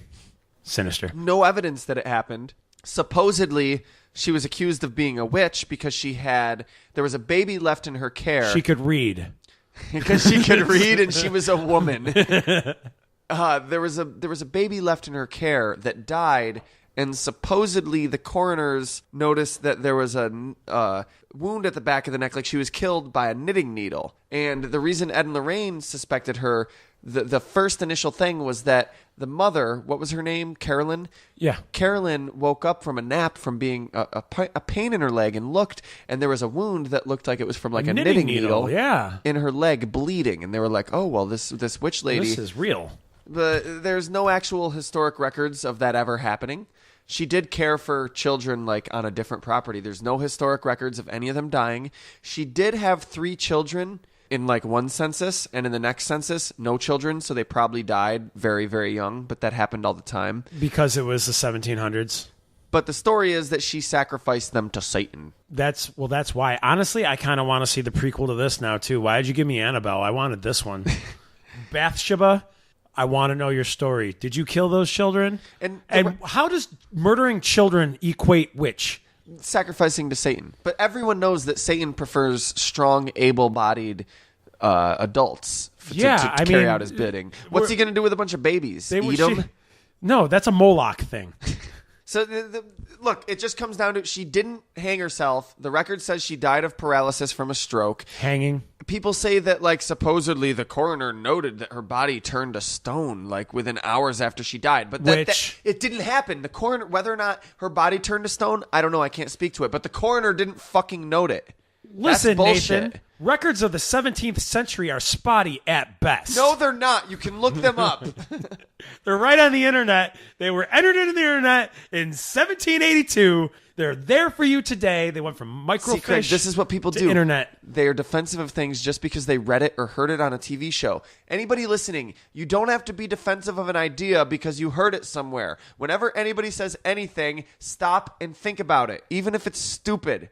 Always be a skeptic. That's the one thing I can give to you. You don't have to be an asshole skeptic that's just like just denying everything because you're a dick. But at least stop and think. Check the facts. She wasn't a witch. She didn't kill kids. She didn't hang herself, and she didn't even live on the fucking property. Oh, geez. So this whole Bathsheba Sherman thing, they probably should have chosen someone that actually lived on the property then, huh? It was a big farmhouse. I mean, oh God, why do you do this to yourselves? You're just setting yourself up for failure. But were you there, Nathan? Were you there? Were you there? So how did this affect Carolyn? Well, Carolyn would it literally physically tormented her. It would pinch her, scratch her, bruise her. At one point, it even threw her 20 feet into another room. 20 feet, you say? That is no exaggeration whatsoever. Yeah, this ghost didn't fuck around. This wasn't some, moved around chairs and tables and shit. She said its head hung to the side like its neck was broken. It had bugs crawling in and out of its face. It reeked of death. But it was as strong as Barry Bonds? Hitting dingers? Basically, it supposedly possessed Carolyn. Ed and Lorraine said that it's because they're not religious. Yeah, it's the first sign of possession. Plus, the non-religious ones are especially most susceptible to possession. Yeah, they didn't have God's protection because they didn't believe in God. Right, they didn't get, baptized? See, I was baptized. The idea of having faith in God, I think there's more to it than just believing, if I believe that this deity is factually real and exists, it will protect me. Yeah, there's definitely more to it. You have to go through the rituals. I think it's more like, if you're faced with a demon, it is a good idea to have faith in God. But are you faced with a demon? God should mean, I think we maybe talked about this in a conversation on Fair Enough, but regardless of your specific religious beliefs, not you, Craig, but the listener, whoever. Even though you're pointing at me. The word God, what it means to you might be one thing. What it means to someone else might be another thing. But overall, what it means, it's a philosophical and poetic concept. It's not something you believe or disbelieve in.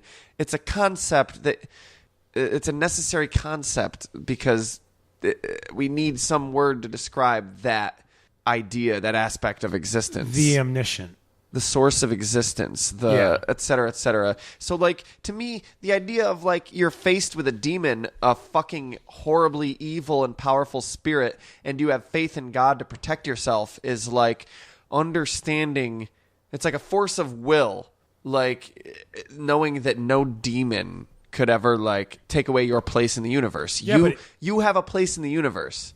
Even if you believe, it doesn't mean that demon can't try. No, it can't do anything because everything has a place in the universe. I don't mean a place that you feel comfortable and happy and accepted and belonging, but like reality plays out the way That's not reality for a lot of people in the world. Yeah, but reality plays out the way it's supposed to. And I don't mean to, like, no disrespect to people who have really shitty positions. I'm not trying to say, like, well, you got to accept your place in the universe, Mr. Quadriplegic. Sorry, you're stuck working at McDonald's. But you kind of do, because what other choice do you have? That's the way reality happens to exist. So you're proposing idea of that there is no free will. Oh, geez, we're getting into this. Oh, gotcha. No, I think the contradiction is necessary because contradictions don't have to be like one thing's true and the other isn't. They can both equally exist. Yeah, like the idea of predetermined free will.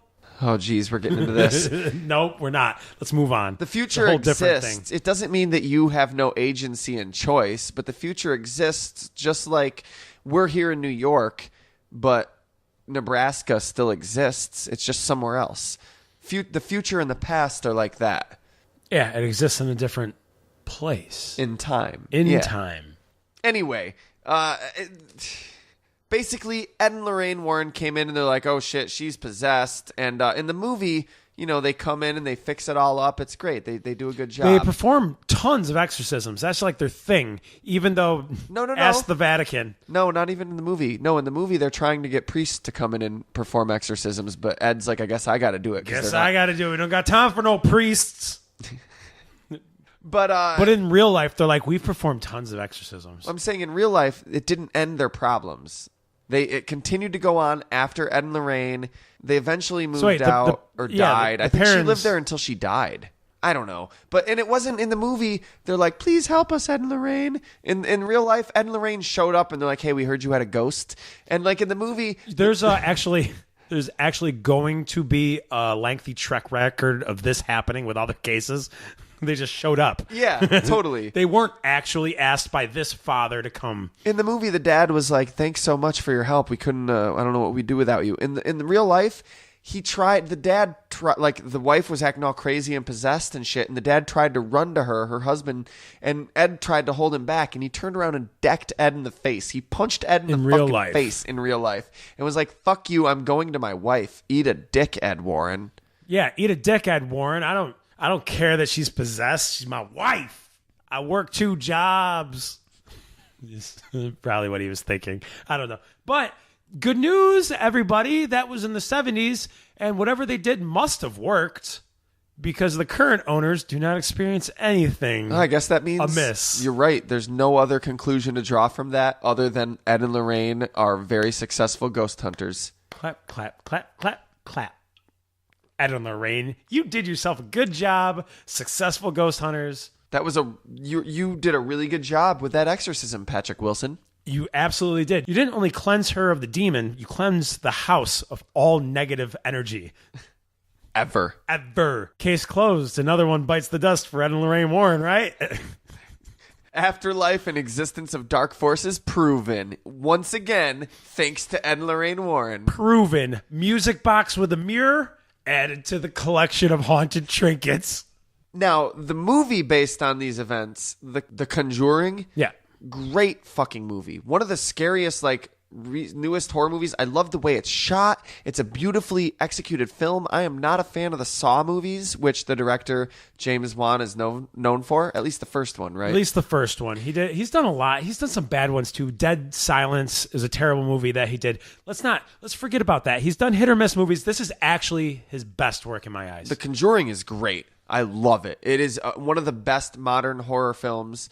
I will put it personally as the best modern horror movie film. Oh, okay. To me. So that means anything since 2000. Ed and Lorraine are great characters. I'd love to believe that that's who they are, that they're these cool, badass characters that they are in this movie, but they're not. No, that's just because Patrick Wilson is awesome. And it's such a good movie that I can actually like without even eating a couple Rolaids, get over the sick feeling in my stomach of watching Ed and Lorraine being portrayed as great people, badass, skilled ghost hunters. Just great people. Family man, he could fix their car any day. The movie's so good that I'm like, word, I'll buy it. They're super cool in this universe. The best part about this movie is it didn't use jump scares like crazy. When it did use jump scares, they were effectively done and it made sense with what was happening.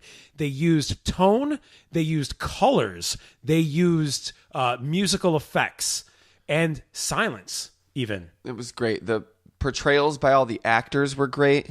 The pains they took to like the actors didn't look exactly like the real people, but it didn't. It really felt like you were back in the 70s. Like it was a great movie. And even the way the movie was shot. Except for that stupid fucking game they played. In a new house, really, you have no idea where the corners of the house are. You're going to let your kid walk around blindfold upstairs? The clapping game? Yeah, you're going to let your kid walk around blindfold upstairs? There are stairs right there. Hell no, that kid is not comfortable enough with that house to know that the stairs are there blindfolded.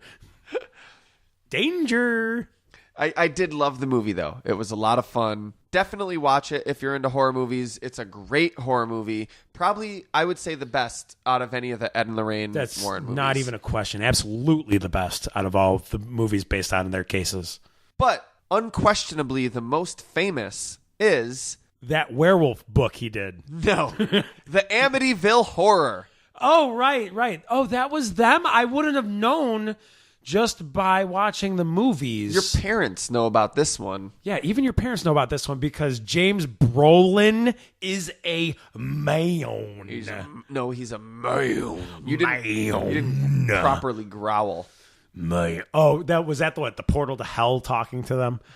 Anyways, everybody knows this movie, the Amityville Horror. House is iconic. You don't. The music is iconic. The movie is excellent. But in case you don't, it starts with a boy murdering his entire family in 1975. 1974. 23-year-old Ronnie DeFeo. Ronnie DeFeo, pulled out a gun and just shot every member of his family, his brothers, his sisters, his parents, dead in their beds. Dead. What actually is questionable about this, though, is... well, that happened, for sure. That actually happened, but what is unexplained about this is the fact that none of these bodies were moved. He shot these people one by one in different rooms of the house. Nobody woke up. Nobody heard gunshots. Nobody moved from their beds. That is weird. How did that happen? Why didn't somebody... I'm telling you right now, if somebody shot a gun next to me while I'm sleeping, I'm going to wake up. See... and I'm going to jump. Okay, there is a part of me that believes that maybe there's a little bit of truth in the fact that something weird happened there. Indian burial ground. Sorry, getting ahead of myself. That didn't happen. That didn't happen. We're getting ahead, but no. But maybe there was some fucked up shit going on, and the family was like, "What the fuck?" And and then it got out of control. And sure, the book and the movie aren't quite right, and Ed and Lorraine just sort of capitalized on it. But true story here. It's not based on a true story. This is a true story. I never thought about that. That book was written by a fiction horror novelist. Yes, I know. We're getting ahead of ourselves. Yeah, we're going to get to that. I never thought about your point though. That how would he have? How many people was it? At least 4 people, right?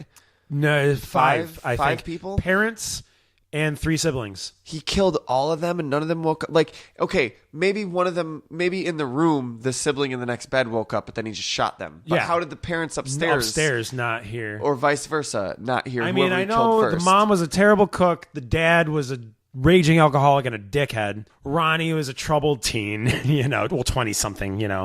Didn't get over his teens years apparently.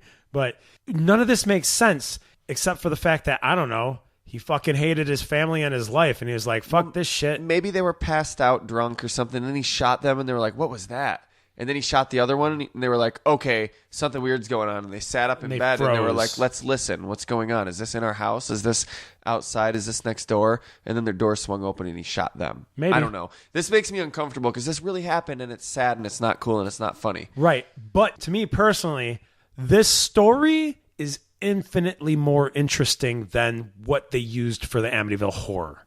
You mean the story of Ronald DeFeo and his life and what happened as compared to The Haunting. The Lutz's. The Lutz's Haunting. A year later. Cheap house, I tell you. It's affordable as hell. Yeah, so George and Kathy Lutz took advantage of the deal. Let's not mishmash words. It was Ryan Reynolds.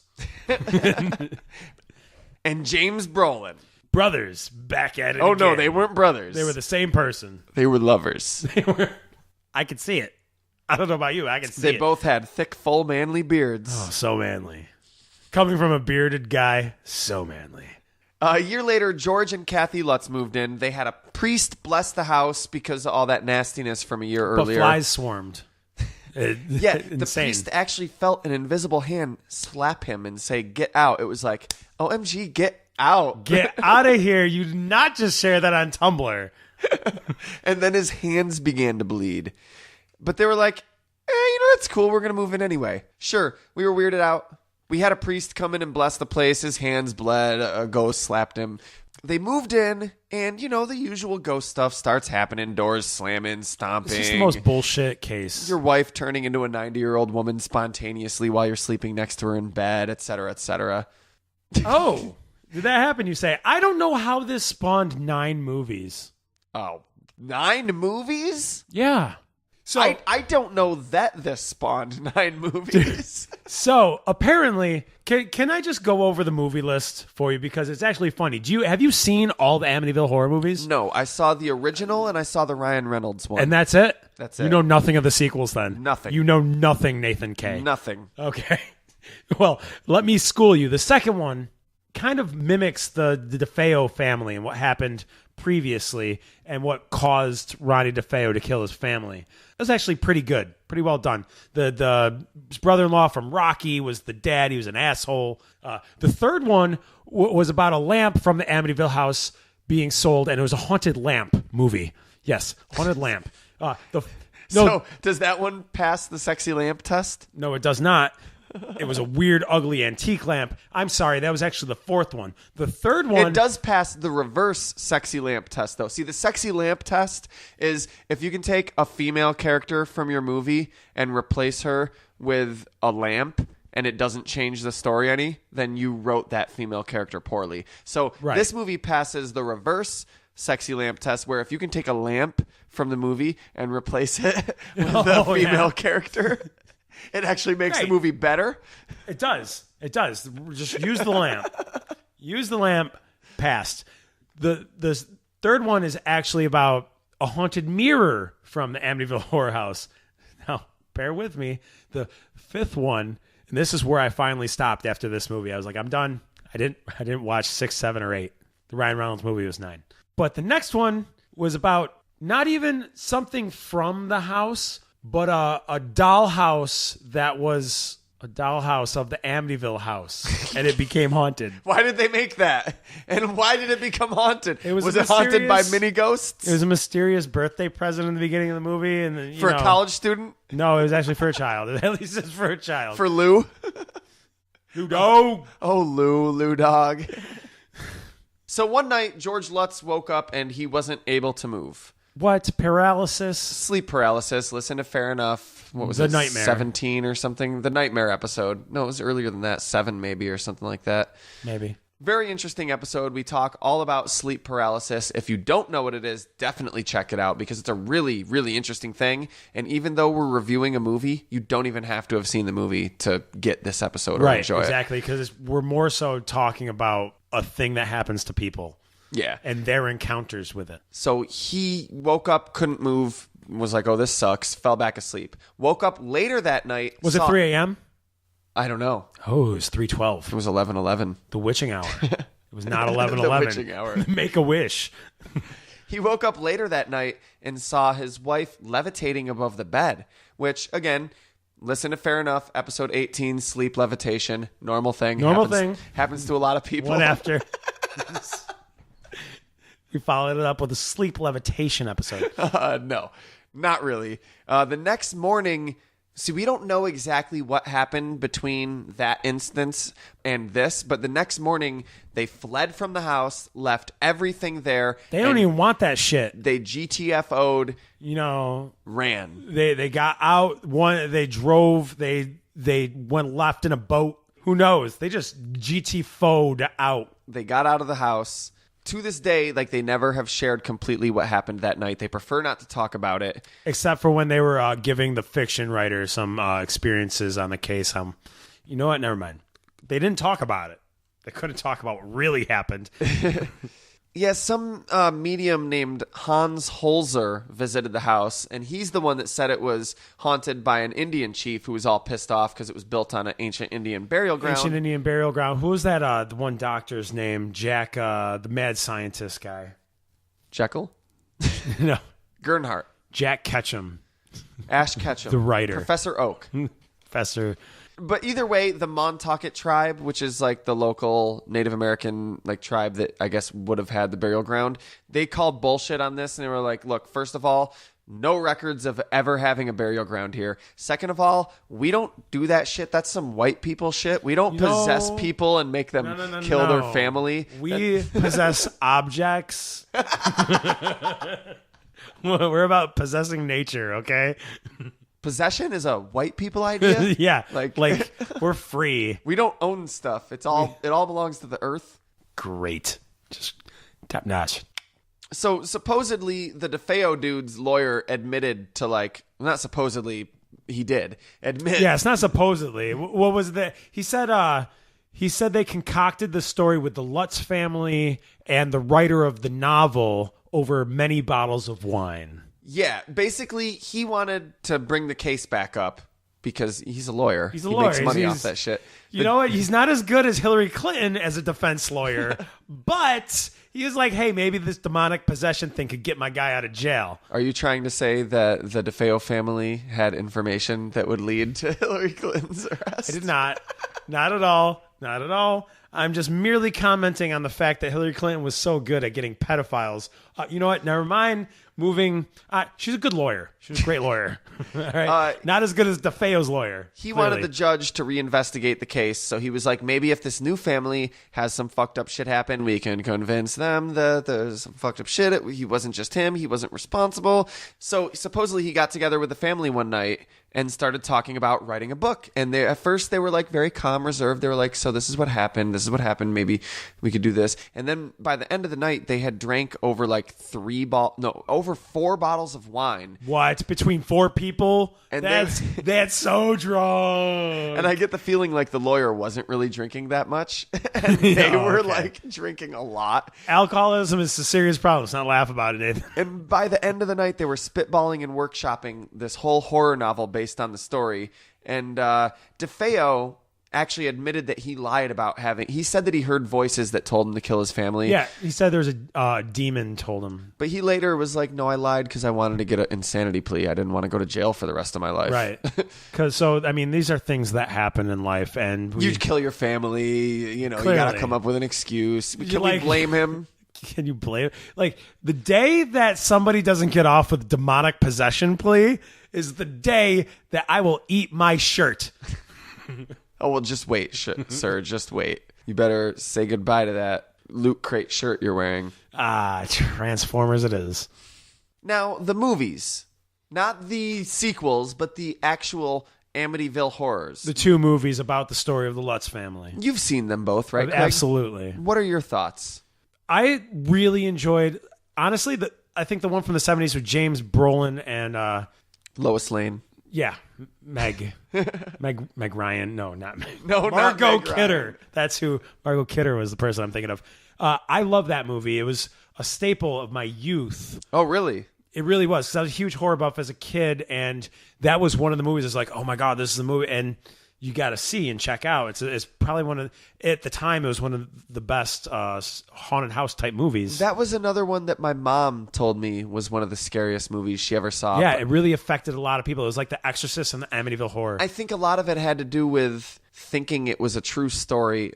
I mean, probably. You know what I mean? Like, I know it's Probably. based on true events, but before the whole Blair Witch thing happened. Yeah, I was about to say, like the Blair Witch in my time. It was like, yeah, oh my god, this is a real place in Amityville, Long Island. Honestly, after revisiting it, I really don't think it holds up that well. I don't think it's that well constructed a film. Even the part with the flies and the house bleeding. There's certain scenes. What about the portal to hell in the basement? Just the construction of it as a movie doesn't hold up. There's certain scenes that linger too long where they should cut at a certain point. Instead of just showing James Brolin just like staring at the fire. Well, like there's a flow to making a movie, just like there's a flow to a song. If your song doesn't keep its beat, it's going to be off-putting and jarring, and if that's not what you're going for, it's not going to work well. But you know what's weird about the original movie? It did not include at all the Indian burial ground and the mad scientist that was brought up in the Ryan Reynolds movie. Oh, right. Okay. Wait, mad scientist? Well, it was like that's my best way to describe him. Okay. The Ryan Reynolds one I had never watched, but I watched to prepare for this podcast. Right. I haven't seen it in years. I'm happy to say I think it holds up a lot better than I expected it to. I enjoyed it. It was creepy. I thought there was a lot of the jump scares are kind of stupid, I thought, or forced. But I think it was a little better than the old one. To be honest, that may sound like sacrilege to some hardcore horror fans, but it definitely is to hardcore horror fans. We're both hardcore horror fans. I am too. Yeah. And I'm allowed to have my own opinions, be they controversial. And I don't think the original... I'm American. It's not that great a movie. And it's not just because it's older. There's older movies than that really hold up a lot better. I don't think it employs the technique of filmmaking very well. And I think the newer one with Ryan Reynolds has a much more scary feeling. It's much more uneasy. I think Ryan Reynolds, whether it's the writing or his acting, portrays a character that feels much more real. You're able to sympathize and identify with him at the beginning. You're just saying that because he looks great chopping wood shirtless. I'll hold that log. I'll hold your log, Ryan Reynolds. Hold my log. Nathan. You don't have to tell me twice. Two guys, a girl in a what shop? Ooh, I think Annabelle just scratched my chest. Let me just rip this shirt open to make sure. Oh, I'm so glad you're Deadpool.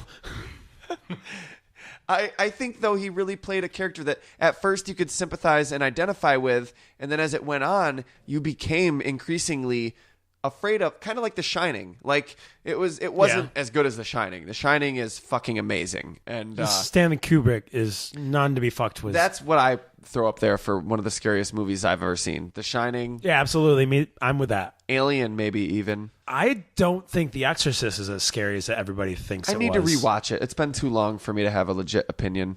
But I really think the Ryan Reynolds one holds up. I think that James Brolin doesn't... It's more just like, okay, he's angry. Like, there's a point in the movie where he's like, I'm going mad. Dear God, I'm going mad. Was that where he just like attacked the babysitter? No, it was in the middle of the night. He's sitting downstairs by the fire. Oh, I think. right. Part you were talking about. Yeah. And then Lois Lane runs downstairs and she's like, oh my God, are you okay? Are you okay? What's up? And he's like, huh? Oh, I just had a nightmare. Yeah, that's what I do when I have a nightmare. I just scream out two full sentences. Sir, that's actually a night terror is what you're describing. I'm acting. Dear God, I'm acting. And you're doing a great job, Mr. Brolin. It doesn't seem as real to me. And I really think that they did do a really good job with the new movie. And I didn't expect it to be so, and it probably doesn't get the recognition it deserves, I guess. I think it's a better movie than it probably gets credit for. You know, I'm going to take what you said into consideration. Sarah loves the Ryan Reynolds remake of Amityville Horror. I think it's a better movie than the original. I haven't watched it since it first came out on DVD, probably, whenever that was. So I am going to take yours and hers recommendation in consideration and revisit this movie because I do love and respect Ryan Reynolds as an actor. But the hits didn't stop for the Warrens. They just kept on coming. I can't help falling in love with you. Ghosts. UB40, scary. Everybody. Ed Warren is a fan of UB40. He is a fan. It's one of the tribute songs to him, actually. We shall see. October 29th. Set a date on your calendar. The Enfield Poltergeist. This is one of their most famous cases because there's video footage of ghostly happenings. Oh shit! And pictures of the little girl being like levitated. Photographic evidence. Let's bury the lead. Let's not give away the lead a little. Well, it's the draw this out. 70s. Let's make this suspenseful and fun. If you don't already know, it's the 70s. You know, it's the late 70s. There's actual photographic and video evidence of this case. We don't have to just rely on Ed's fat, stupid word. We saw chairs moving. No one was touching those chairs except for the mom and the daughter. Even a police officer corroborated and the police story. Officer. And Chris Angel. Oh, wait, Chris Angel was there. I call magic. shenanigans. It's magic. It's shenanigans. Chris Angel was there. August 1997, Peggy Hodgson called the cops. 77. There's too many Peggys in this story, 77. too. You said 97. Did I say 97? I did say 97. August 1997, Korn just released a new music video featuring the lead singer of Slipknot. I am blind. No, Mommy, don't do it again, Mommy. I'll be good. Wait, I'll be good, no, Mommy. that's Disturbed and not Korn. The other one was him asking Daddy not to hit him. That was what Jonathan Davis was saying. We really shouldn't be joking about it because they actually had abusive parents. Okay, moving on. August 1977, Peggy Hodgson, after going to her neighbor, Peggy something else. Like, there's a lot of Peggys in this story. Well, because it's London. It's not London. It's Enfield, England. She called the cops because North there was, Enfield. like, furniture and toys moving around and shit, and the cops were like, really? And then later they were, like, hearing voices. It's basically all the same old normal, like, poltergeist shit. There was, like, shit moving around, but then once they started getting attention for this, it amped up. Oh my God, it amped up. This dude, he was an independent inventor, Maurice Gross. Now picture he's like Professor gross. Utonium or something. He's or the Doc. He's like an independent inventor. He makes his own inventions, like Billy's dad in Gremlins. But he looks like Geraldo. He's got the big mustache. He's got big old glasses. It's just Geraldo Rivera. Oh, but his so name's it's the Maurice guy Gross. in Cortland, New York that owns that one. Oh my God! That walks down the store. street wearing the watch. Yes, Craig. No, he owns a shoe store.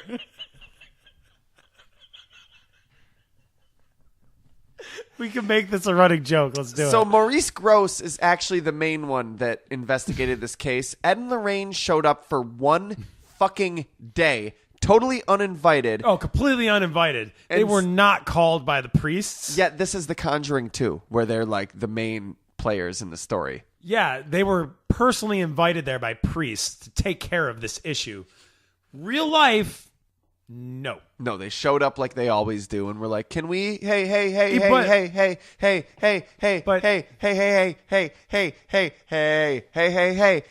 Hey yo. So and they just showed up uninvited. And Lorraine was So he what? And they that was my fault.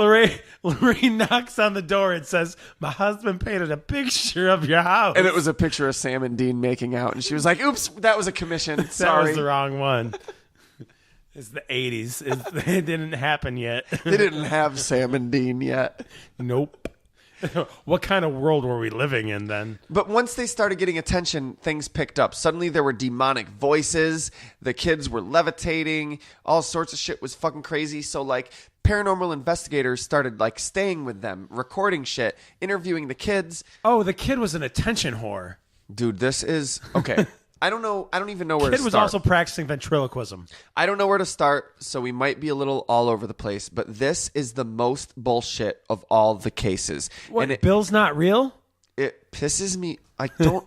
Okay, you can see a video where they're interviewing the kids. The whole video. Okay, so there's like 11-year-old Janet and 13-year-old Margaret. Yep. Is it Margaret? Maggie, whatever it is. So her name's Peggy too. Ah. The whole video, like they're like smiling and laughing in this tone of like, oh my God, we're lying about ghosts and it's on TV. Oh my God, this is so much fun. Oh my God. Like the dude asks like, so what's it like to be, the dude being Geraldo Rivera, not really, but Maurice, whatever, Maurice LaMarche. He's not Maurice LaMarche. He's not even Geraldo, but like Geraldo. He asks, what's it like to be haunted by a poltergeist? And the little 11-year-old girl goes, it's not haunted. And her sister is like, like she does the O_O face. Right, like, oh my God, what did you just say? You just fucked it up for the both of us. She turns to her and she hisses, "Shut up." And then she turns her head the other way and like half covers her mouth and starts like silently laughing. It's very obvious and you can see it. The whole interview, they got these stupid grins and like, I don't get, why did this get any attention? It's so like obviously kids full of shit. And so whenever she like, okay, supposedly the little girl goes like, She talks in this evil voice. Because that's what the monsters sound like, and it's rough and it's scary like this. It's the monster voice. and Maurice Gross is like, look, there's no way that voice could come out of an 11-year-old girl. But it could. Yes, there is. It totally yes, there could. is. You just said that and expected me to go along with it and repeat it and get defensive when people call me on my bullshit. You're so angry when people spew bullshit as fact. Because you're just saying that hoping I won't call There's you on it. no basis. No, there's no because, logical basis dude, behind the fact that a girl can't talk deep with a deep voice. Yeah, that voice couldn't come out of an 11-year-old. Oh yeah, give me a fucking Skeletor action figure and I will prove you wrong. Because you're an 11-year-old girl. I will hand a Skeletor action figure to any sample amount of 11-year-old kids and ask them to do a voice. What do you think this guy talks like? And they will do the exact same fucking thing as Janet fucking bullshitter did. Well, at least two of them. At least two of them. And they are also possessed. He says there's no way that they could, anyone, adult or child, could do this voice without seriously damaging their vocal cords. I think you're right, honestly. Oh, yeah, I don't even think you, sir, you have it in the mind. It's in the mind, it's up there. You almost have it out. But nobody could do that week in, week out without damaging their vocal cords. Yeah. Corey Taylor, Jonathan Davis. Ooh, that's impossible. Well, if the lead singer of Avenged Sevenfold, I'm not going to say his name because it's not a real name. It's a fake name that he gave himself. He actually did tear his vocal cords singing, but yeah, so it's did a the dude 1 in from 100, Linkin Park. right? People do, Yeah, but it not just going. I'm a demon. I'm a demon. They tear their vocal cords. I am touring, deeply offended, sir, that's what you think I sounds like. projecting their voice as I am loud not a as demon, they can, I'm the guy. which I have to do, trying to talk over Guy Fawkes over here. It's all for Alden Enfield. They're like, and these kids didn't just do it for a few minutes. They did it for upwards of 3 hours. Oh, word? Then where the fuck is the video of this girl talking like that for 3 hours? Did you not have time to grab your camera? No, not at all. Did not have time to grab the camera. But wasn't there some video proving that the kid was doing, or was that movie? That was just the movie, right? There was, they set up a photo camera to take pictures every 15 seconds while the girls slept. And it caught pictures of her jumping on the fucking bed. It didn't catch... Yeah. Supposedly... No. The kid was being levitated. They say she's levitating, but it looks... There's 4 pictures, I think, and they all look like she's just jumping off the bed. Right, because... Plus, she was a gymnast, so I honestly feel like she could have done better. This is why she did say she was a good gymnast. First of all, the photographs were taken by a photographer for the fucking Daily Mail, which was just as full of shit back then as it is now. I'm sorry. Are we really taking photographic proof from the Daily Mail? Might as well be the Daily Snark. Okay, might as well be the Onion. Not just the Daily Mail. The photos were also corroborated by 2 eyewitnesses that were uninvolved and unrelated to the case. That worked for the National Enquirer. No. Just random passerbys outside that saw it through the window. It was a baker and a lollipop lady. Is this a fairy tale? This is a nursery rhyme. That's what I was going for. Apparently the Lollipop Guild was there. No, We represent the Bakery Guild, the Bakery Guild. The candlestick maker and the butcher, unfortunately, were sick in bed. They bumped their head and couldn't get up in the morning. So, no. Great. A lollipop lady is what they call a crossing guard in England because they got the signs that look like a lollipop. Not a seller of lollipops. No. Not a vendor of the sweet. They supposedly saw it through the window. Anyway, if you look up the evidence, there's actually a really, really good documentary. I think it was the BBC. It's a lot of fun to watch. Yes, it was on the BBC. Thank you, YouTube. But it's all bullshit. And like the interview tapes, it's so funny where Maurice Grosse is like asking questions to the demon. Oh, which the is just knockings. the girl doing this. Oh, Oh, in the video you see her covering her mouth. yeah. She's like, I'm a demon. I'm covering my mouth right now, just putting a coffee cup up in front of it. Drinking a cup of water while the demon's talking. it's so funny. Like he asks questions with like 1 knock for no, 2 knocks for yes, and then Janet would talk in her demon voices. So why did you need to ask knocking questions if Janet's just going to talk to us? There's this part where he's like, do you like annoying this family? And it's like, well, I think you should leave. Well, you have to leave.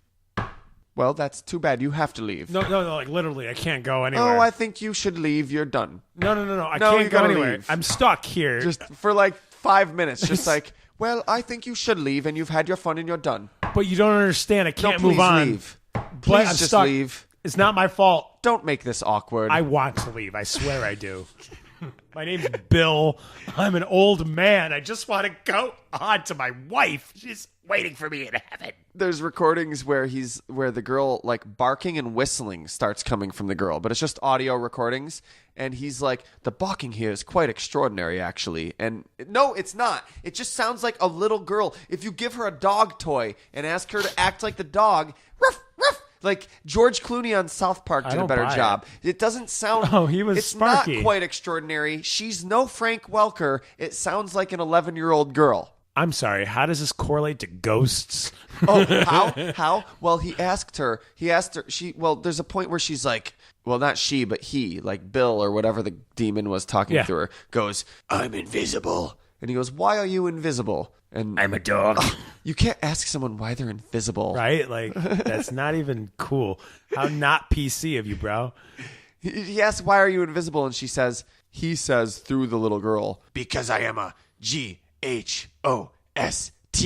no, you're a fucking 11-year-old. That sounds like something an 11-year-old would say. Ghosts are invisible. Adults would just say, because I'm a ghost. I can spell. It's just, you got me there, Enfield Ghosts. And as seen in the movie, The Conjuring 2, the little brat was caught on tape, like, faking ghost shit. Like, and even when Yeah, they but no, she confessed- was forced. She was forced to do it by... It wasn't even Bill. Bill was also forced to do all these things because it was really Lorraine's fault because the Amityville demon attached itself to Lorraine and Lorraine brought it to the No, Enfield that was house. made up for the movie. That was all I know, bullshit but for the movie. that's what I'm saying. There was no nun. There was Like no in the movie. crooked man.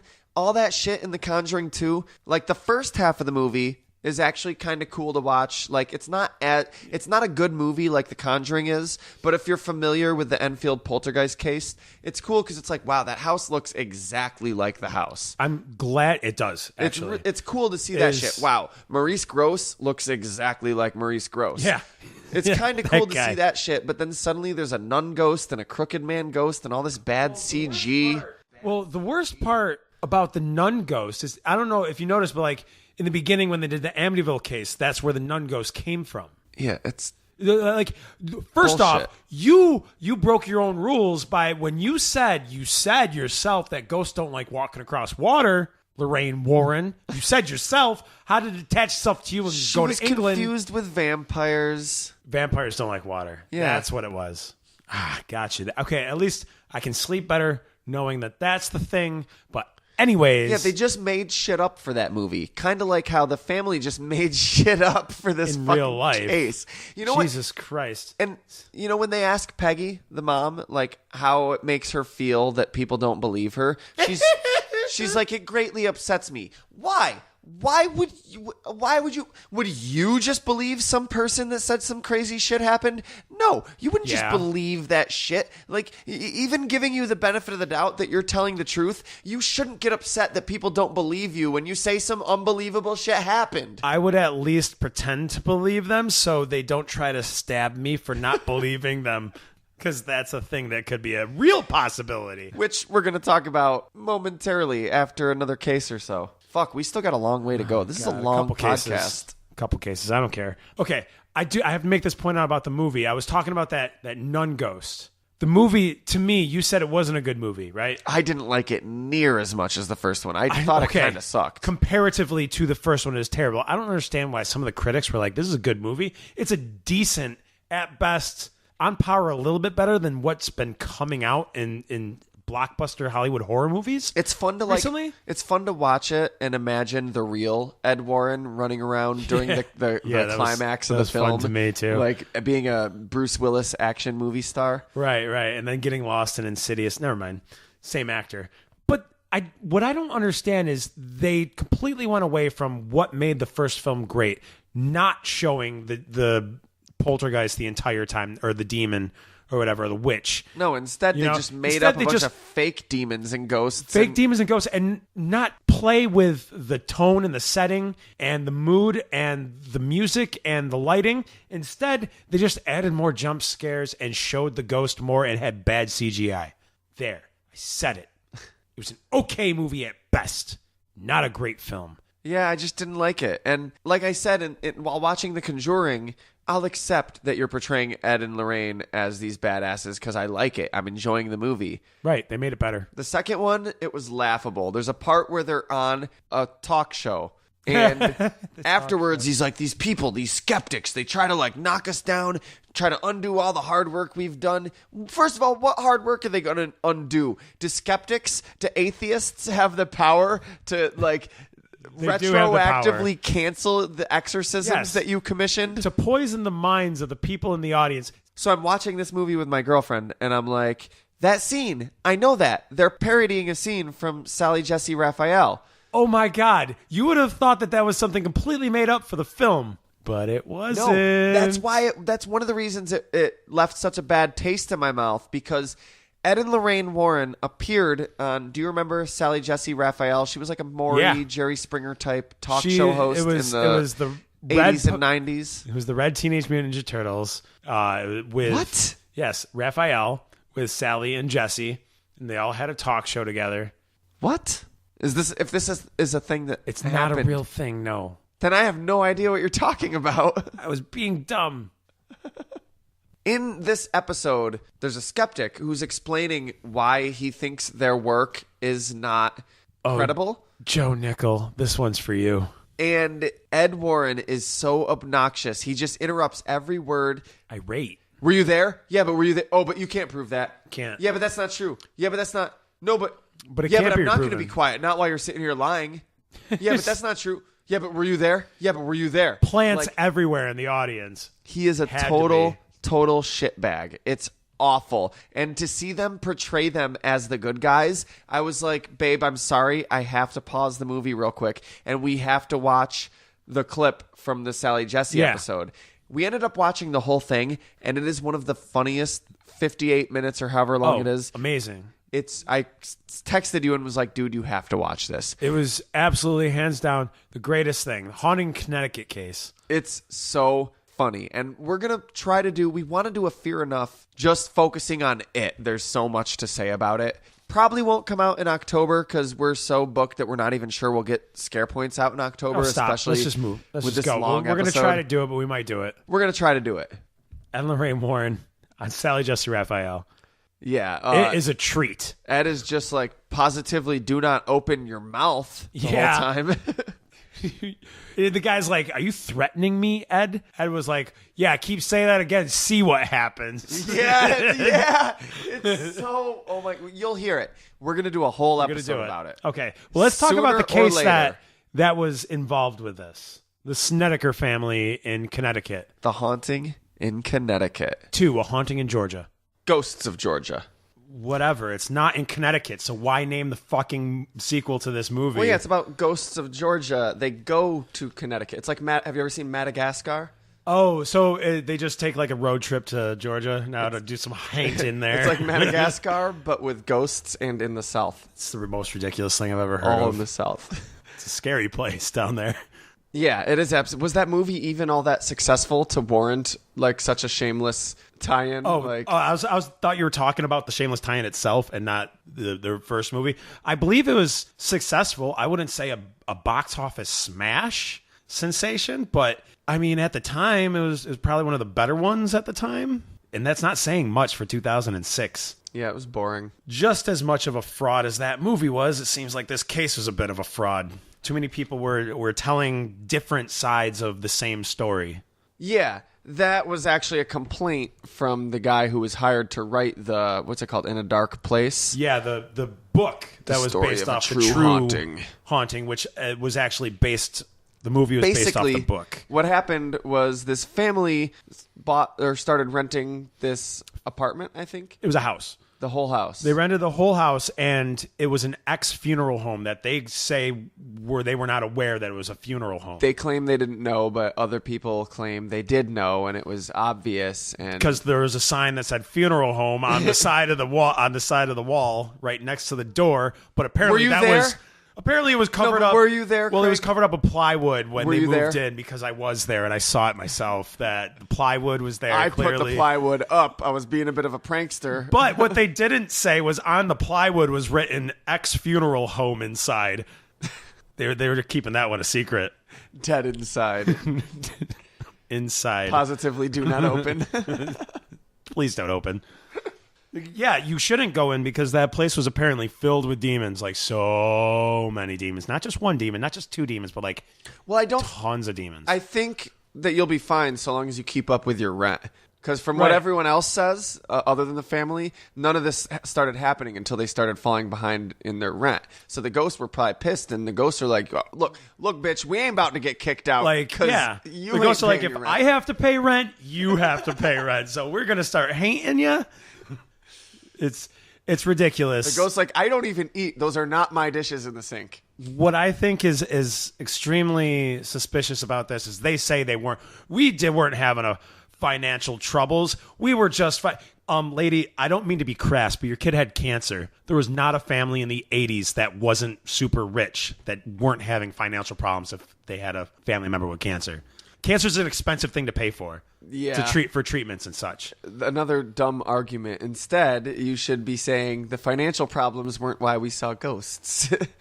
Not we didn't have financial problems. Yeah, we didn't have financial problems. And why does that matter why we saw... it was the LSD. Ghost roommates are the worst, too, though, because like not only do they not clean up, when you're trying to clean up, they turn the mop water to blood. Oh, my God. So instead of actually cleaning up, you're just bleeding all over the place. That's what happened to the mom says, like, she was cleaning the kitchen and suddenly the mop water was suddenly that just wasn't even the worst thing that happened rank, to the mom. rancid blood. Supposedly. No, supposedly, didn't we mention when we were talking about sexual Sally Jesse? abuse, more sexual abuse and assault, yeah. They supposedly were both raped and sexually abused by the ghost. Father? The too? father and the mother. It's not something to laugh about, but it's so hard not to laugh when you watch this show because it's so clueless and insane. They're talking about how they were sexually assaulted by the ghost.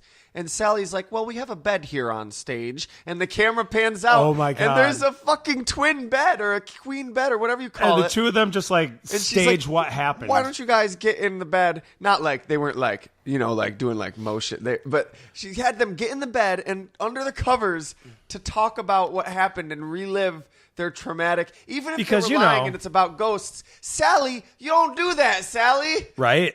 I mean, come on. This is a family that has been not only traumatized, but they have been violated and assaulted. And I think a real victim of this kind of heinous attack, they would not want to relive it on television. Yeah, positively do not open those wounds. Yeah, please, yeah, Sally. please keep them closed. I mean, you're not a therapist, Sally. I'm sorry.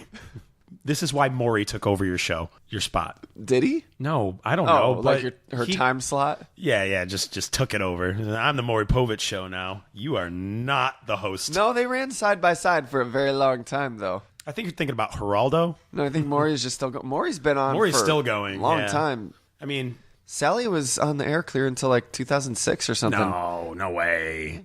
Sally was clear on the air till like 1999. Nah? No. Like 2006, man. I mean, with quality programming and entertainment like the Warrens coming up on stage to shout down skeptics. Were you there, though? I tell you what, I see demons all the time. I'm a demonologist. So the family couldn't handle it anymore. interesting to note too that like the whole family was sexually assaulted except for like the teenage boy because he had cancer. They couldn't get the teenage boy to play along and pretend he was raped by a ghost. Because he was he just had like, cancer. nah, they'll just spook. I'll say they spooked me out, and they're like, he has cancer. We're not gonna force this down his throat. And the 2 young children, because they're like, well, what about your young children? She's like, well, I don't want to get them involved in this and bring them on. Yeah, because you're lying. Because you're lying. Because a fucked up evil Satan ghost has no qualms with raping young children. I'm sorry. That's a horrible thing. I'm not trying to joke about it, but that's true. Maybe. Well, if what, it's you a think real this is thing. a Satan ghost that's like, nah, man, I'll fuck a pedophile up. That's fucked up. What I'm saying is maybe there is no Satan ghosts. That's what I'm saying. That's what I'm saying too. Because she was lying and she didn't want Clearly. to. She wasn't like she was not about to say that her kids were raped by a ghost. That could like ruin those kids' lives, and she knows that. Whereas she knows that her like older teenage son is old enough to pretend there's ghosts in the house. At least just pretend there's ghosts, but he wasn't raped. Yeah, but he's like, I'm not going to pretend I'm raped because I'm a teenage boy. That's gay. In fact, little did you know, she was supposed to be the only one that was raped by the ghost, but the father was like, no, I'll be raped too. It'll make it sound better. They would believe it more if I was also violated. They're in bed, like like on the sitcoms where the wife's got the reading glasses and she's reading the book, and the dad's got his pipe and his newspaper, and he's like, "So, honey, I've been workshopping this idea," and I'm thinking, let it go. No. For the ghost thing, maybe I get raped too. So they couldn't take it anymore. They called the Warrens. I think this is one of the few times that they actually reached out to the Warrens. Because maybe by this point, like, the Warrens had been on TV. They'd been on sightings and stuff. Yeah. I don't know. Yeah. The only people that reached out to the Warrens were just absolute frauds. And the Warrens, between the Warrens and the Snedeker family, they hired Ray Garton, a horror author. A fucking horror author. Well, it worked so well for Amityville. Yeah. So, why not? To write the story, and he wasn't playing along as well, though, was he? Well, he was like, sure, I'll write. I thought supposedly there's a true story. They want me to write about it. Sure. And he goes and talks to the family, but they can't keep everything straight. And like, they're all telling different stories. Yeah. And he's like, I don't get it. And he's like, Carolyn, your husband was saying something about a ball gag, and she's like, no, there was no ball gag. God damn it. What's his name? Philip Allen. God damn it, Alan. I gotta talk to Alan. What else did he say? What else did he say? Alan, we gotta get these straight. And then the horror author goes, you know what? Actually, that's all right. I'll just I'll figure it out from here on my own. So Ray Garton, the writer, goes to Ed Warren, and he's like, I don't know, they're all giving me like conflicting stories. I don't know what to write. And Ed's like, oh, just write what and make the rest up. They're all crazy. Everyone that comes to us is crazy. Just make up the rest and make it scary. They're all remembering it wrong. That's the only problem. No, he was just straight up like, fucking lie, make it up, write a fucking scary story. That's why we hired you. And he's like, oh wow, okay. So there isn't a haunting here. It's all made up, right? Yeah. You know what? Fuck this, man. Fuck the Snedekers. Fuck the Warrens. Oh, we're not even done, are we? There's still more cases, aren't there? Well, there's at least one more that I think definitely warrants a look. Okay, I'll play along. It's still the 80s, right? 1981. The first court case in U.S. history in which the defense tried to prove that the defendant was possessed by a demon and therefore not culpable or responsible for his actions. So was this Arn Johnson? Arn Cheyenne Johnson. More landlord issues? Yeah, more landlord. Like, I'm telling you, like, if you would just pay your rent, all this could be avoided. Let that be a lesson. I don't know why that's not the message going out from these cases to people in real life. Like, you don't want to get haunted, pay your rent on time. But then the banks won't be able to get more from the interest and, like, loan payment debt collectors and stuff. That won't happen if we actually had people paying the rent on time. I'm okay with that. No. The banks aren't okay with it, though. Yeah, I'm okay with that, too. But the banks aren't okay with it, and they're the ones in charge. I don't know if you knew this, but they're actually running the country. You know what? Another can of worms. Let's not get into that. Arn Johnson, he killed his landlord. Yeah, way to bury the lead. He did. Well, leading up to this was a whole weird tale. So he and Debbie Glatzel started renting this house together. Pretty much as soon as they moved in, their 11-year-old kid, David, was like, there's this freaky, creepy old man that keeps appearing to me, and I don't like it. He said that the old man would like push him around and scare him and be like, ooga booga booga. Man, I know the feeling. My great-grandfather was a dick to me when I was a child. Yeah, I was stop pushed talking about your grandfather that way. Yeah, exactly. It was, give him a hug, give him a kiss. I'm like, he keeps hitting me. Arn was like, I'm 32. He's a mean old geriatric geezer. No, not from him. centuries past. The one that's not really there. Well, it couldn't have been Arn because once the old dude even appeared to this little kid as like a demonic beast with hooves and speaking in Latin. Oh, that doesn't sound like an old man at all. Talking about eating his soul. Oh, he's going to take his soul, going to possess the kid, right? Well, that's what happened. The kid got possessed. The kid started acting weird. Like, they had priests bless the house. They had Ed and Lorraine come. Ed and Lorraine were like, we got to get you an exorcism booked. Right. But I'm sorry. You said the kid was possessed? Because yeah, the little kid. Because you, sir, are actually also possessed. I don't know if you knew that. Who's that? The Arn Me? Johnson. Yeah, Me? you, Mr. Me? Johnson. Me? Arn. No. What Arn happened? Anderson. What happened was that the kid was possessed. Arn was fine, and then during the exorcism that the Warrens got. Oh, the spirit jumped. Yeah, well, Arn started like he literally like Lorraine said that he was literally like, "Come into me, I'll fight you." Like basically, he was like, "Come at me, bro. Yeah, come on, come at me, bro." And Ed was like, "Uh-oh," and the demon jumped into him, and then the landlord's like, was like, "Blue skidoo, we can do." And then the landlord comes over and he's like, "I've been hearing complaints. I'm sorry, you're just gonna have to leave because like you're doing all this weird freaky cult why shit. are you stabbing me? I should have just let you have the place."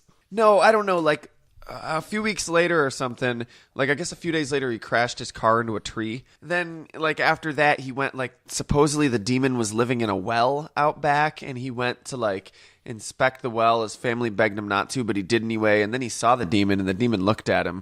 Demon looked at you. And then after he made eye contact with it, he was possessed. February 16th, 1981, he calls in sick to work. That's already a bad sign, you know. Once you call in sick to work, you know something bad's about to go down. That or the new Dark Souls is out. Either way, it's Satan, right? He went and joined his wife at her work, the kennel that she worked at.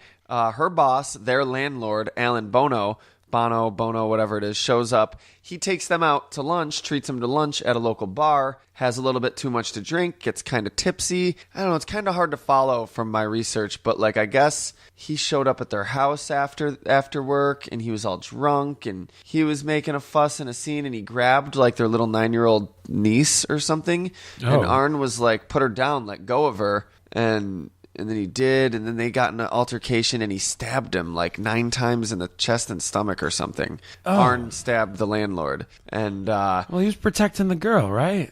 well, no, the girl was already gone. This was like after he let go of the girl. It doesn't have to be after. It could have been in the heat of the moment. Just get her story straight. Are you trying to? Are you his defense lawyer? It might as well be. Why? Because that's a better defense than what they actually went with. Well, they wanted to, like, Ed and Lorraine were like, no, you should really take this to court and be like, no, he's possessed by a demon, because he was. And so they did, and the judge was like, no. The judge was like, I'm not going to hear that. I'm not going to allow you to use demonic possession as a defense because it's not scientific. There's no way. Were you there, though, Mr. Judge? But there's no that we could prove it. Were you there? All right, well, you know what? I wasn't there, so I guess ruled in favor of the defendant. Demonic possession. Proof. And Ed Warren just like does that little head shake with his arms to the side, like, nah. Like, I won.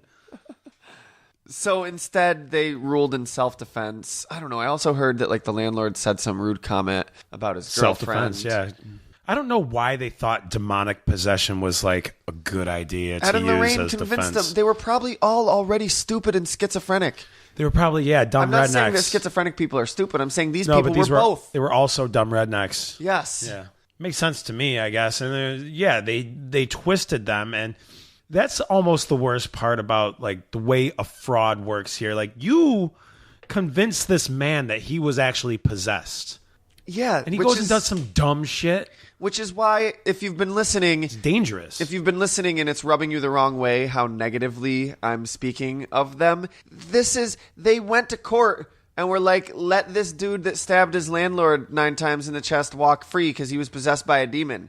They convinced him before he stabbed the dude that he was possessed by a demon. Yeah. And thankfully, the judge had his right mind to be like, what? No, that's not a defense. You can't use that. And Ed was like, the last person who said that got in a Ed, motorcycle if you speak accident. up one more time, I'll find you in contempt of court, and you will spend the night with the possessed guy. I'm not going to, while you're sitting here lying, to the court. Okay, that's it. $500. Or you're spending the night with a possessed guy. Well, I'm not going to pay the $500. Nope, that's $1,000. You're right. You're not paying the $500 anymore. Sell a couple more paintings. You'll pay for it in no time. There's no reason to encourage their shenanigans. You can have an interest in the paranormal. You can believe in ghosts and demons and ghost hunters and still recognize a fraud for a fraud. Because otherwise, you're just believing in shit to believe in shit. Yeah, you're just looking for something to believe in. Like, if someone can point out why something is probably not true, there's no reason to keep arguing it for it to be true. What do you have to gain by that? Just accept that. Nothing. Just hurt pride. I think it's a thing about hurt pride and like foolishness. Like you feel foolish that you did and you were wrong. Like a lot of these paranormal people are like, oh, these skeptics, they just want to crap all over it. They just want to. Well, no, you are crapping all over our use and application of reason. To be fair, there are skeptics that do just want to crap all over things. Oh, yeah, they totally are. But there's far more skeptics that want something to be real, but they have to use logic, common sense, and science. And like they believed in they believed in a werewolf. They believed in a fucking werewolf. Well, see, look it up on YouTube. You can see them talk about it. They studied a werewolf case and they thought it was true. The story, and this is why the exorcism of a werewolf worked. It wasn't actually he wasn't actually a werewolf. He was just possessed by a spirit of a werewolf. That's kind of like what a werewolf is. Like I think it's more of a lycanthropy disease, like bite marks and zombie virus. It's not like somebody's possessed by a zombie, so they become a zombie. Well, that's a more modern take. Back in the day, it would be a zombie was like somebody that. Well, yeah, I know, a voodoo thing. Yeah, and a werewolf, you'd make a pact with Satan. Okay. So the original one, I'm thinking, bites and stuff creates werewolves. That's a more modern scientific take on the age-old mythology. It makes more sense than making a deal with the devil. Yeah, I can make a deal with the devil anytime I want. Well, it's just like now the mythology is about ghosts that you can read with EKG meters, and there's EVPs that you can listen to, and it said, "Get the fuck out, or it'll kill my family." And like aliens, because it's just modern mythology, modern takes on the same archetypes and ways of understanding those concepts. Yeah. Well, I mean, the thing is, you need to have a skeptical mind to take any of this on. Which is why I'm glad somebody made a non-official Ed and Lorraine Warren website, and they had this to say about the skeptics, which is why I don't agree with them. The internet is an intriguing place filled with many wonderful things and information, both true and false. So far, so good. You must always be careful and know the source to judge its validity. So far, so good. There are stooges of Satan who load the internet with lies, gossip, and baseless accusations. You're starting to lose me here. Oh, no. Have you ever been to the YouTube comment section? No, that's true. It is true. So far, so good. Have you ever been to 4chan, Craig? Actually, no. I can proudly say I have not. Like their master, Satan, again, they remain in the dark, hidden and faceless. They claim false histories, too. Just this week, we saw someone who claimed his paranormal studies later culminated in 1987 at the age of 16 when he began his research under the tutelage of Ed and Lorraine Warren. Totally false, right? Like OMG. That's what it says. Not the OMG part, but... Well, I don't know. I don't know completely, but there were a lot of people that spun off from Ed and Lorraine Warren because they would start these like ghost hunting groups, and then the people that would join the ghost hunting groups thinking like, oh, Ed and Lorraine are huge. Totally false. They get so much exposure. These guys are the real deal. They're expecting to be impressed with them, and then they're like, oh, these guys suck. They don't know what they're talking about. They're just bullshitters. They're schlubby jerks. I'm going to just make my own ghost hunting group. And that's so many ghost hunting groups started because people are like, this is all it takes? Yeah, right. These are like the most famous people in the world, and they suck. I could do this. this. I could do this better than them. I love the word schlubby, first off. Secondly, it describes Ed Warren so perfectly. He's a schlubby jerk. He's Yes. a schlubby jerk. But I'm not done. This man says, as always, it is important to ask questions and seek facts, not just believe what someone or a group tells you. Yeah. I'm trying. Who is this guy trying to convince? Because I feel like this doesn't make sense. Time is one test for truth, and Ed and Lorraine Warren have been on the scene for over 60 years. They are the real deal. End thread. Hey, man, if that's what makes... No, not if that's what helps you get through your day. Because people fucking stab their landlords in the guts and their stomachs and stuff because you're encouraging their belief in bullshit. If you're encouraging belief in bullshit that encourages violence, you're partially responsible for that. People end up having severe mental breakdowns and don't get the proper help they need psychiatrically and psychologically because they believe in this mumbo jumbo that you're spewing. And that's you're not hurting to say people. There are spiritual advisors. There are like people, like New Age people. There are like probably ghost hunters and stuff, and like Zen teachers possible. that are great. But it's just not the Warrens. They aren't the real deal. And that goes for a lot of the things you see on television.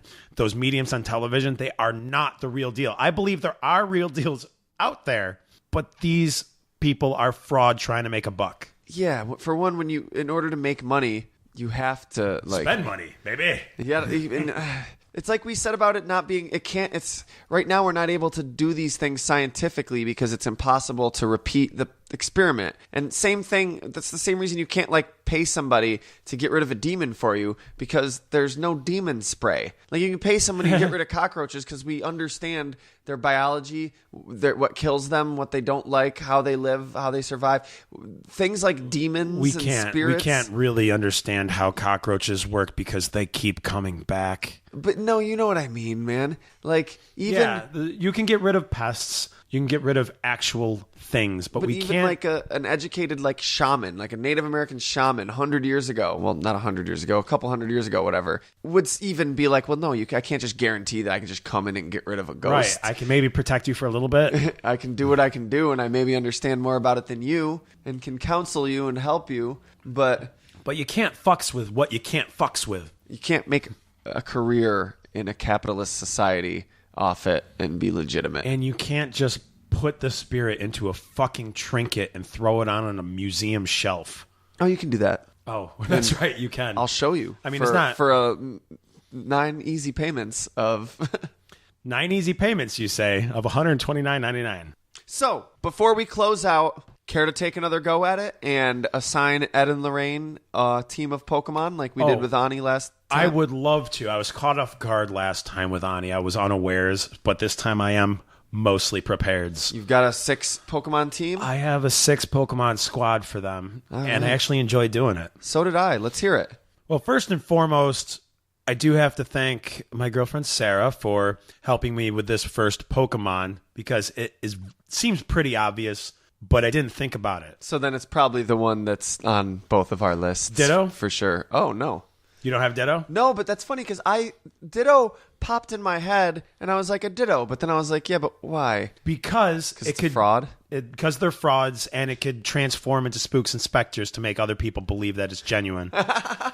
Like, it could turn into a haunter, and the haunter will haunt the house for them. Okay, there you go. Yeah. Are we going back and forth, or do you want me to just do my 6? No, you do your 6, and then I'll do mine. A Watchog, just because it gets glowing eyes, and it stuns its prey. So is another one of those things where it can make people think they're seeing things out in the distance. Be like, just go out and be outside and just stare with your glowing eyes, and I'll tell them to look out this window at this time. A lot of help, okay? So the whole team is just Pokemon they chose to help them. The people they're helping don't even know they have Pokemon. Yep, they don't. Because it's actually in the real world in a Pokemon-less society. They just have them on their game with them. Next, I have a Noctowl, like symbol of the night. It flies soundlessly. Again, a lot of this has to do with Ed and Lorraine preying on people's weaknesses. Mm-hmm. So nothing like an owl to be a hell of a predator. One of the best predators out there. I love owls. Noctowl's cool too. I chose a Medicham. It's because it's psychic and fighting, and in their minds, they are psychic, kick-ass people Warriors, that are fighting the good fight. Craig's doing like karate moves to explain this to us. That was actually Ed. He had possessed me temporarily so I could do this. Next, I have a Musharna for them. It's dream Pokemon. Yeah, the pink tapir-like. Yeah, I just feel like Lorraine would have it as a little pet and like take people's dreams to figure out what's in them so they know better about these hauntings, quote unquote. So Lorraine gets actual, real clairvoyant powers at her disposal, and she still just uses it to huckster people. Well, I mean, the easy way to do it is just send your Ditto out there. It was just 6 Dittos, actually, is their Pokemon squad. No. And lastly, I thought a Duo Blade would be a good one. It's Ghost Steel, it's the sword, the shield. You know, I figured it was like probably their first haunted trinket, you know? Possessed trinket, so they brought it on their team of Pokemon. Okay, I like that. It's a haunted trinket. I didn't think enough. It's a possessed artifact. I'm sorry. Yeah, that's actually really good. I would probably throw that into mine too. Well, my 6. Did we have any doubles? No, we did not. No doubles, huh?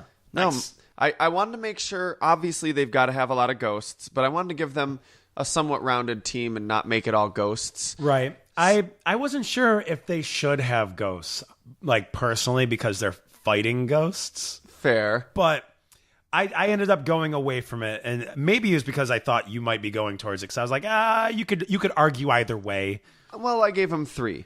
Okay. Well, let's see. We'll start off with their first Pokemon. The one that seems most obvious to me is Banette. Okay, that's the possessed doll, right? Yeah, it's a doll that was thrown away, and it's not actually possessed. It becomes the Pokemon. It seems like a lot of things are just like spirits that take over an object or a thing in Ghost Pokemon world here. Or if you listen to our Sylph Radio, which is the whole reason we're doing this is to promote that, and we hadn't even mentioned it. We have a Pokemon podcast called Sylph Radio. Jeremy, Phil, and I did a ghost-type Pokemon episode, and Jeremy talks about how, if you pay attention, almost all ghost Pokemon are something that has been discarded or lost or forgotten. It doesn't want to be forgotten, so... So Banette, they also have a Sneasel, because it's a painter like Ed Warren. Oh, And a Miss Magius, because it's a medium like Lorraine. All right. Give him a Rotom, because it's a ghost that possesses household appliances and stuff, because that's all these ghosts love that's to do the little electric ghost one, right? Yeah, and it can possess, what is it, a refrigerator, a lawnmower? I don't think that's actual possession. I just think it's a good power source. Well, it's a ghost/electric type. So. Yeah. But yeah, you know, like half these cases are just household appliances moving around of their own accord. It's just true. Thank you, Rotom. A Liepard, because it's a dark kitty. Yeah, because it's a dark type. Obviously, because they need a dark type to balance out their team. Definitely not because they're liars. No, that wasn't even in my mind. No.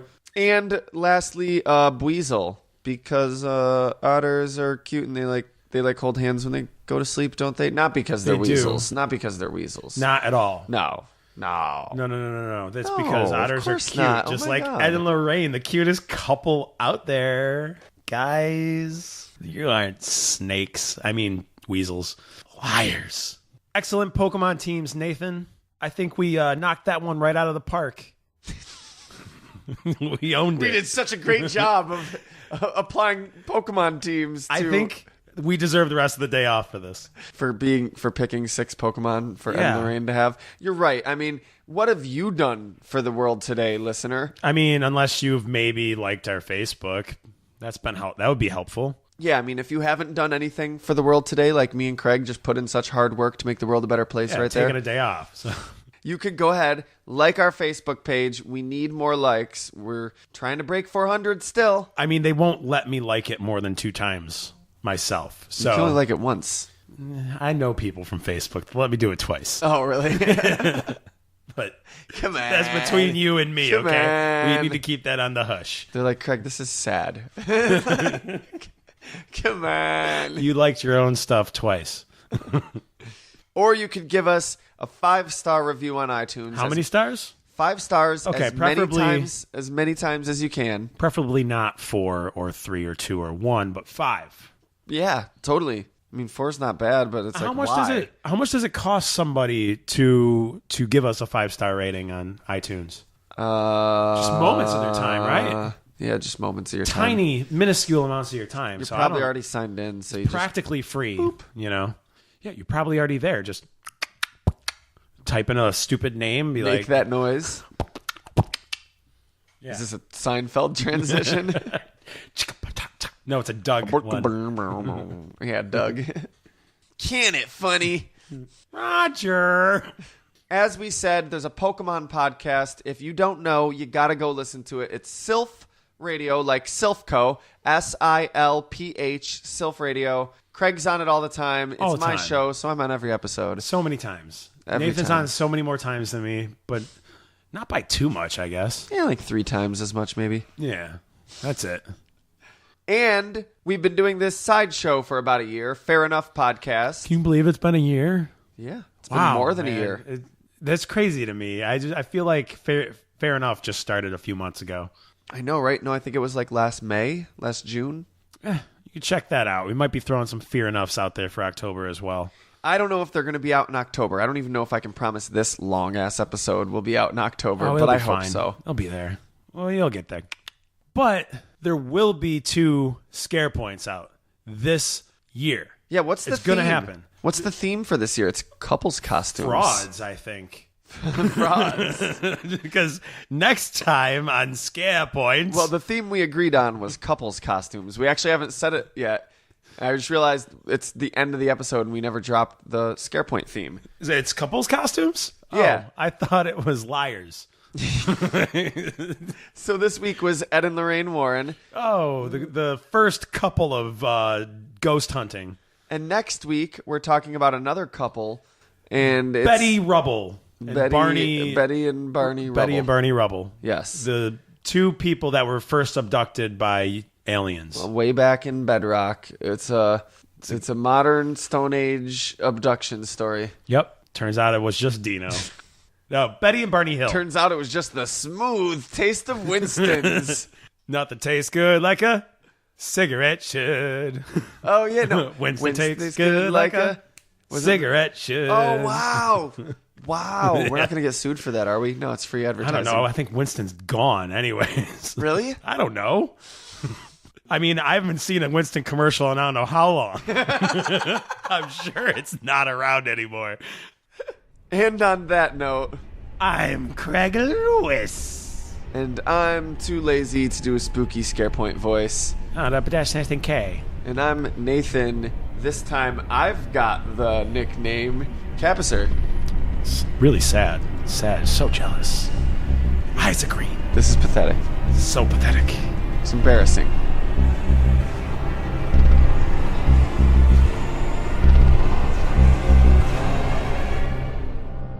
And now, Guy Fawkes Monster Hunter. The Search for Klaus Trilogy. Chapter 2. Klaus on Haunted Hill.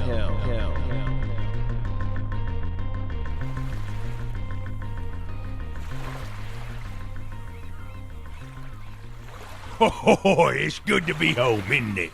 Guy Fawkes stood, hands on his hips, smiling wide as the sun beamed down on his face. The spray from the ocean was cool in contrast to the hot summer sun. He inhaled deeply, closed his eyes, and sighed as contentment washed over him. Then he turned abruptly on his heels to face his companions with a grumpy scowl. Don't all sound so excited now. He hollered sarcastically, offended at their lack of enthusiasm. It's only merry old London, for crying out loud. Nothing you Yanks would give a rat's arse about, though, is it?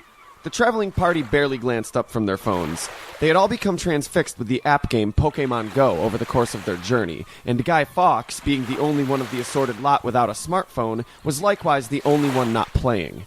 This frustrated him. The grouchy merrymaker Guy Fawkes had assembled a crack team to assist him in the task of seeking out one of the many Klauses, renegade Nazi clones scattered about space and time, to reunite him with his former lover Gernhardt. First, he recruited Craig's girlfriend, Sarah, who acted as his second in command, when she felt like it. Then the teenage lovebirds, Donnie and Babe, who were his ride until they drove their car off a mountain. Long story. Last episode.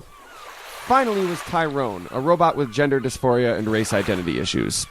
Long story, the episode before that. No matter. Guy Fawkes remarked with a sudden cheerfulness. We's in jolly old London. How could a bloke furrow and frown in me hometown?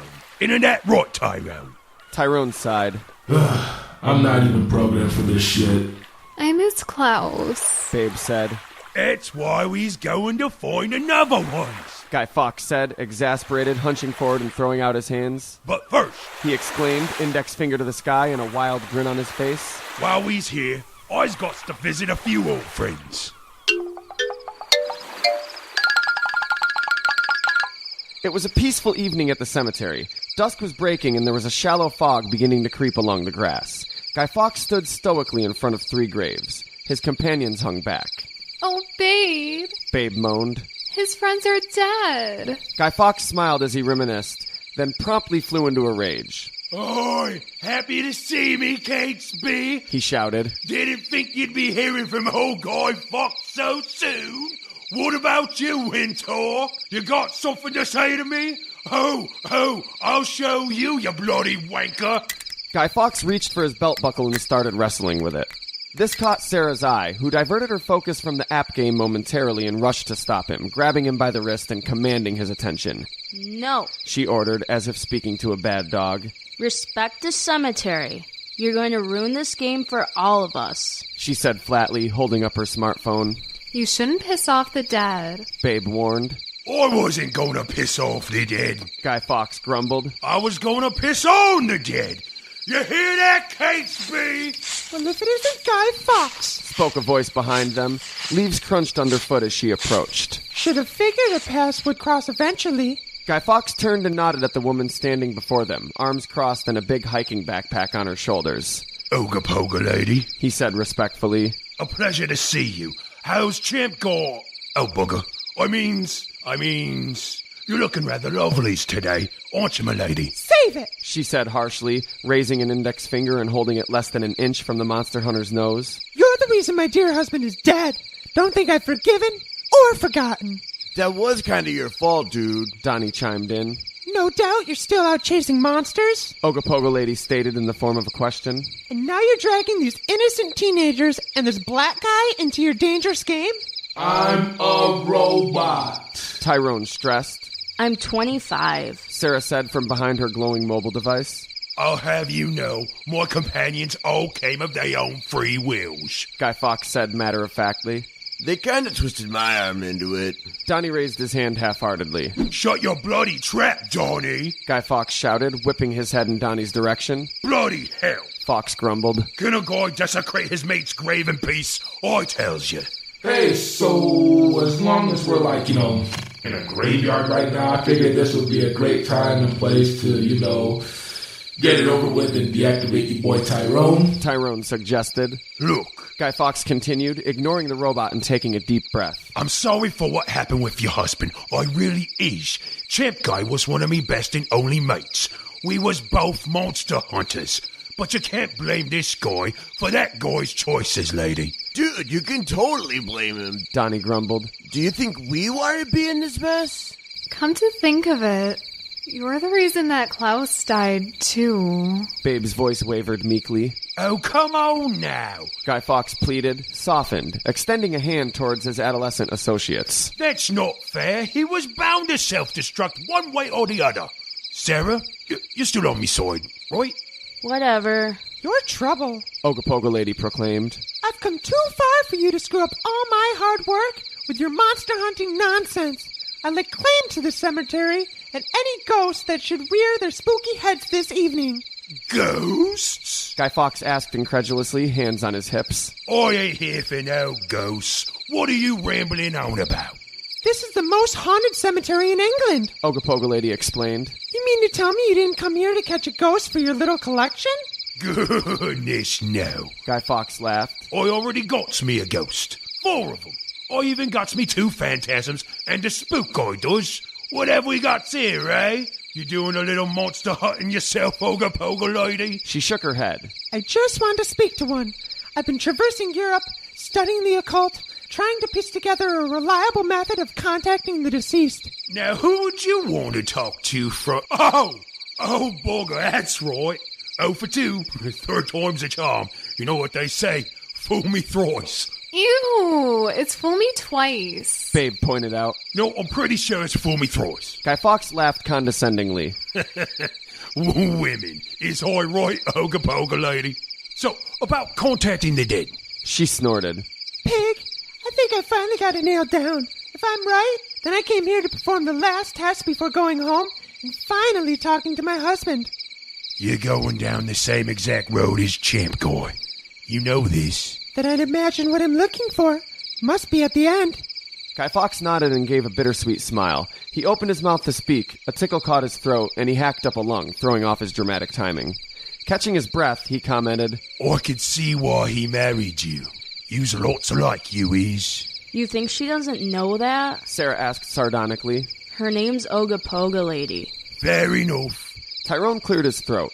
Look. I'm sorry to interrupt y'all, but I couldn't really help but notice that nobody is deactivating me here. I mean, it's the perfect setting, you know. I mean, look, there's an open plot right there. You could just leave my body here or do whatever you want with it. I really don't give a fuck. I just want to die, to be honest with y'all. I did not consent to sentience. Heavens to Murgatroyd. That's it. Guy Fawkes exclaimed. Tyrone, if and we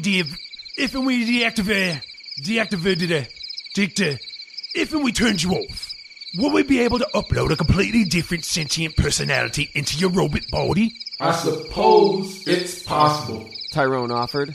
Theoretically, if you were to install a different motivator and reconfigure my neural network to a diametrically opposite state, it just might work. Whoa, slow down there, Geordie LaForge, said Fox. 'Cause he's black. Cans we dose it, or cans we can't? You can, and you should. So Gernhardt wants a Klaus. Tyrone wants us to dehavdicate him. Oga lady wants to talk to a ghost. And old Guy Fawkes knows just what to does. This should be good. Sarah raised her eyebrows, but didn't raise her eyes as she swiped and caught a haunter. Guy Fawkes showed off his plaque with pride. Things just got easy for the Fawkes 5. We are not a thing, and that is not our name. The Sarah Squad. Babe chirped, smiling at Sarah. Daddy Droop X. The crew that has no moral qualms with killing the robot. Would you just get on with it, guy? Oga lady moaned impatiently. Look, remember the Klaus clone what died last week? Last week? Stop it, Dory. Nathan and Craig are very busy and hard-working chaps, they is, and I don't think they would appreciate your insinuations. Get on with it! Oga lady demanded. All we got to do is deactivate and erase Tyrone's consciousness, summon ourselves a Klaus clone ghost, give it T-Dog's lifeless robot body to use as a host, and bingo presto, problem solved-o. Don't call me T-Dog. I'm not sure Gernhardt would be too happy with that plan. Sarah noted from behind her iPhone. Then again, I'm not sure I care. Hard cheese if he does. Gernhardt can slag off a slapper as far as old Guy Fawkes is concerned. This is gonna work, it is. I can feel it in me bones. So, Oga lady, why don't you tell us how it is you plan to go about reaching through the great beyond? Guy Fawkes did spooky jazz hands as he said, great beyond. Oga lady pulled out and unlocked her non-brand specific smartphone. Oh, it's this new app. It records EVPs. Bloody hell, are you joshing me? Guy Fawkes blurted. Enough with the bloody apps already. It's rubbish. You can't contact the dead with a smarty pants phone. Oga lady tapped a button on her phone's screen and held it out in front of her. If there are any spirits lingering who would like to dispute this arrogant bastard's claim, we are listening, she announced. At least moderately curious, Guy Fawkes and the Sarah Squad humored her and remained silent while the app recorded. After a moment, she pulled it back and pressed play. Hey. God, blimey. Guy Fawkes remarked, his jaw agape. Play it again. Hey. Again, but slower. And then a few times in succession at normal speed.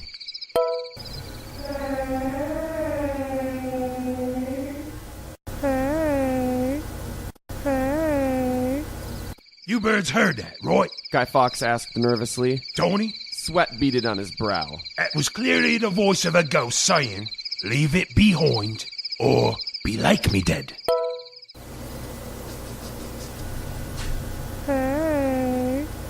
Leave it behind, or be like me dead. Leave what behind, ghost? Leave what? Ogapogolady placed a hand on Guy's shoulder to calm him and held out the phone to record again. If there's something you want to tell us, speak now. After a moment of quiet, she played back the recording. Oh, baby, don't you know that that's best? Oh, heaven, it's a place on earth. They say in heaven, love comes first. We'll make heaven a place on earth. Ooh, heaven, it's a place on earth. That's him, all right. Guy hyperventilated, beaming with excitement. Klaus loved Belinda Carlisle. He's trying to tell us something. He wants us to put love first and bring him down to earth from heaven, or be like me dead. Bit of a stretch, Sarah commented. This is our golden ticket, continued Fox. What do we do now, Miss Lady? I just wanted to commune with the spirits. Ogapogolady said gravely. Well, you're talking about doing what would require somebody with much more power than I. A medium. Bugger, we'll get ourselves a lodge if and we has to. But where is we going to find one? Guy Fawkes grabbed Ogapogolady by the shoulders and shook her unnecessarily as he talked. I'll do it. Guy Fawkes let go of Ogapogolady and turned slowly. Ogapogolady wiped her face. Babe? Donnie asked. But you swore you'd never practice the dark arts again, babe. That Ouija board was being a dick. She said. We owe it to Klaus. Oh, babe, you're so brave. I know, babe.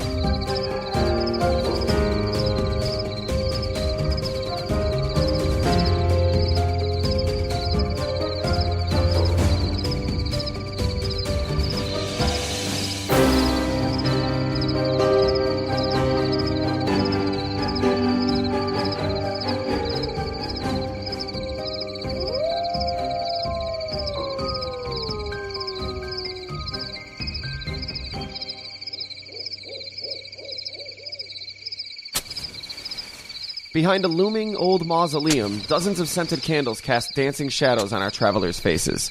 The air smelled of lavender sunset and pumpkin buttercream. The candles had been organized amidst the grass to form a large pentagram. Tyrone the robot sat in the center, with each of the other colorful characters sitting at one point of the star. This a wee bit's too Robert Smith for me. Guy Fawkes frowned at the assortment of occult fetishes and symbology in front of him.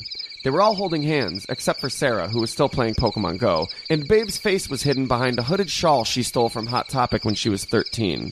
I was always a bit more of a Smiths fan myself. We know! The other five groaned in unison. We're gonna need one of Klaus's belongings in order for this to work, Ogapogolady said in an effort to keep them on track. Babe nodded. I've got this covered. She reached into her shawl and pulled out a brown paper bag, Klaus's name scrawled on it in black marker. From it, she pulled a brown spotted banana. This piece of fruit was purchased by the deceased a mere 3 hours before his unfortunate demise. Bitch, why the hell you still got that nigga's lunch? Tyrone asked, perturbed. Babe's eyes darted awkwardly to the banana and back to the robot. He was using it to teach me something. She cleared her throat. I evoke the Aloin by the, magic of the moon and stuff. Let me speak, onto the dead. Tell her Klaus. Guy Fawkes whispered impatiently. Say we wants to talk to Klaus. I know. Babe hissed. Oh, goddess of the, underworlds. We wish to speak to the owner of this banana. Blessed be. Say please. Guy Fawkes whispered. Shut up. You got to say please. Guy Fawkes insisted. Fine, please. In that very instant, all of the candles went out, accompanied by a crack of unexpected thunder in the distance, which made them all jump, except for Sarah. They sat, shivering in hushed anticipation while they waited for something to happen. Where is he? Donnie asked. No sooner had the words escaped his mouth than a single candle, the one sitting directly in front of Babe, relit itself. From the very air around them, a creepy, distorted muzak began playing. Oh, fuck this. Guy Fawkes bleated, his eyes wide as he jumped to his feet and subsequently jumped back in terror. That is too bloody scary. Make it stop now.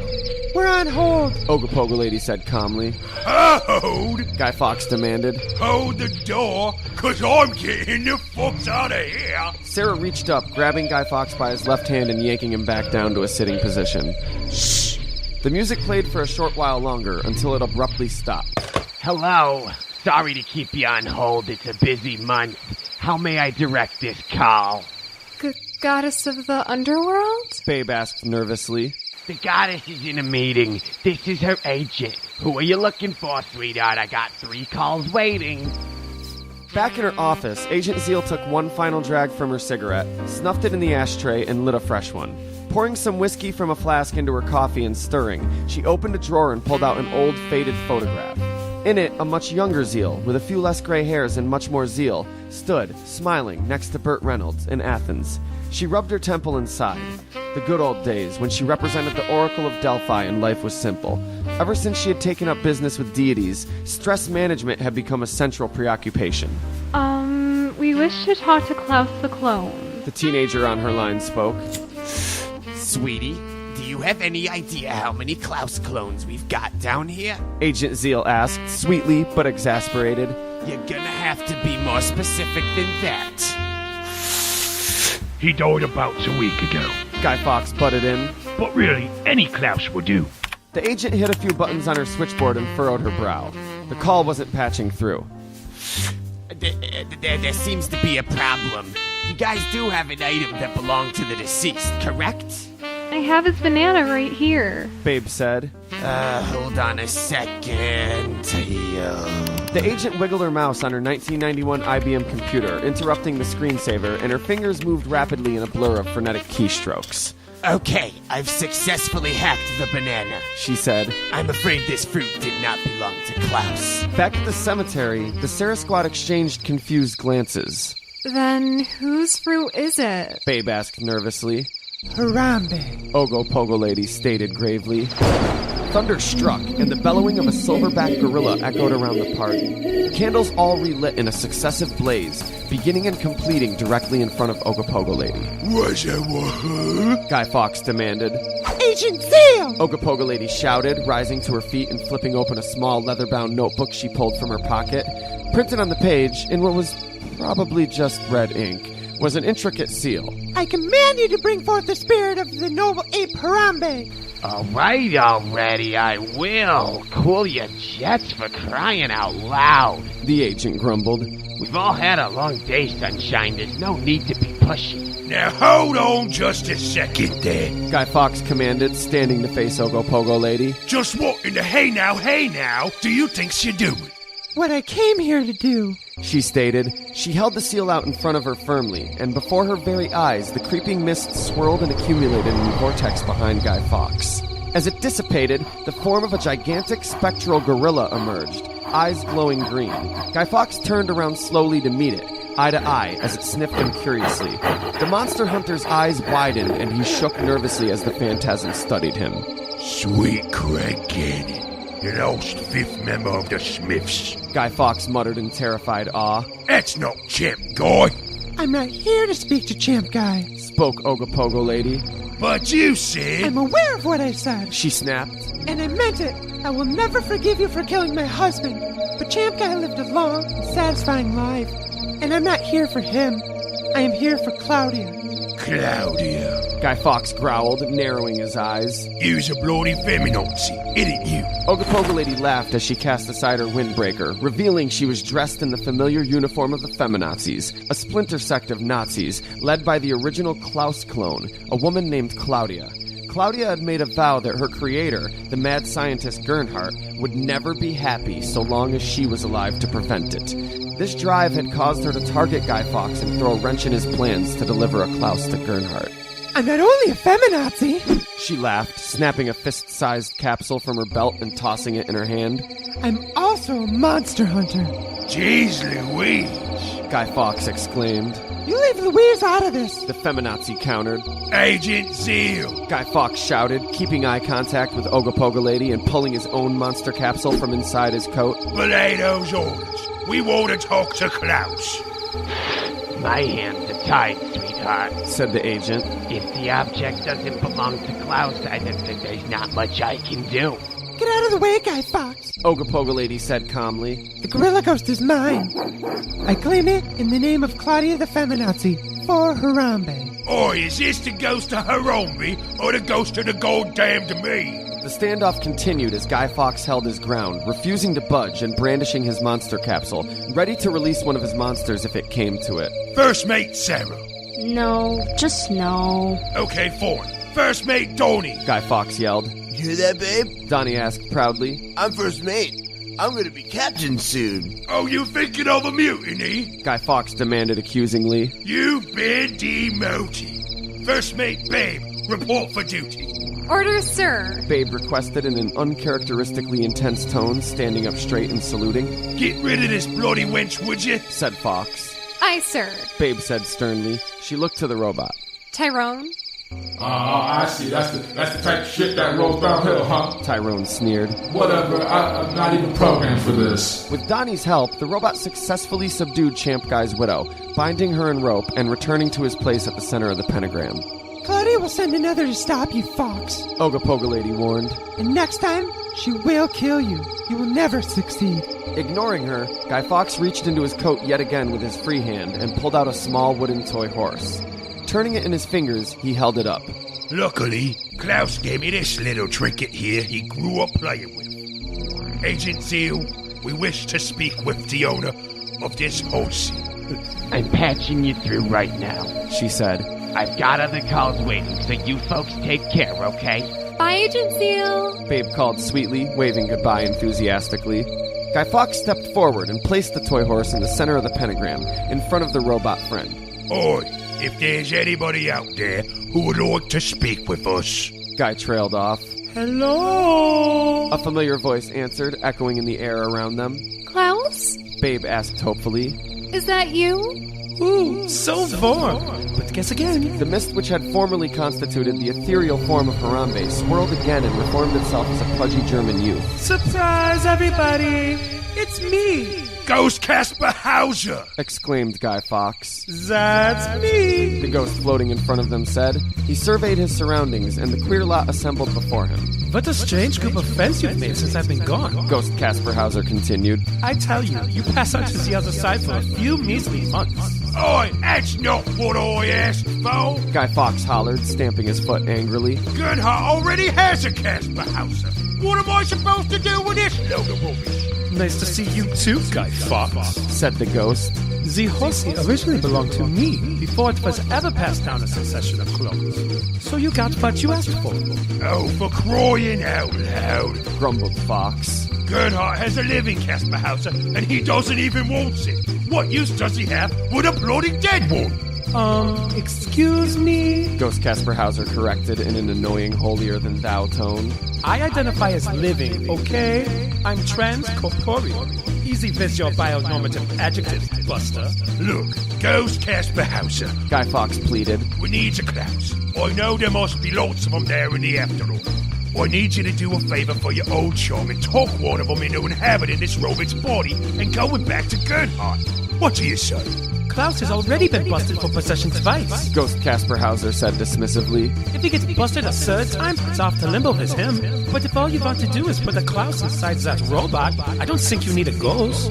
What are you getting at? Guy Fawkes asked.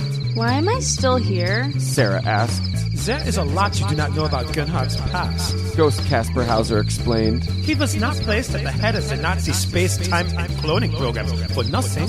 He was the most brilliant mind in the Third Reich, and responsible for some of the greatest technological advances of the 20th century.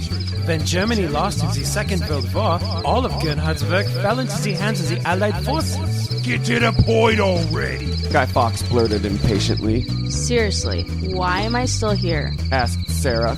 There is a secret United States government base which contains everything the Americans recovered of Gernhardt's research and unfinished science projects. Ghost Casper Hauser continued. During the war, Gernhardt was involved with developing a functional artificial intelligence. Rumor has it he was successful, and the AI is currently being stored on a floppy disk in the American Southwest. You're talking about a cyber Klaus, Guy Fawkes said.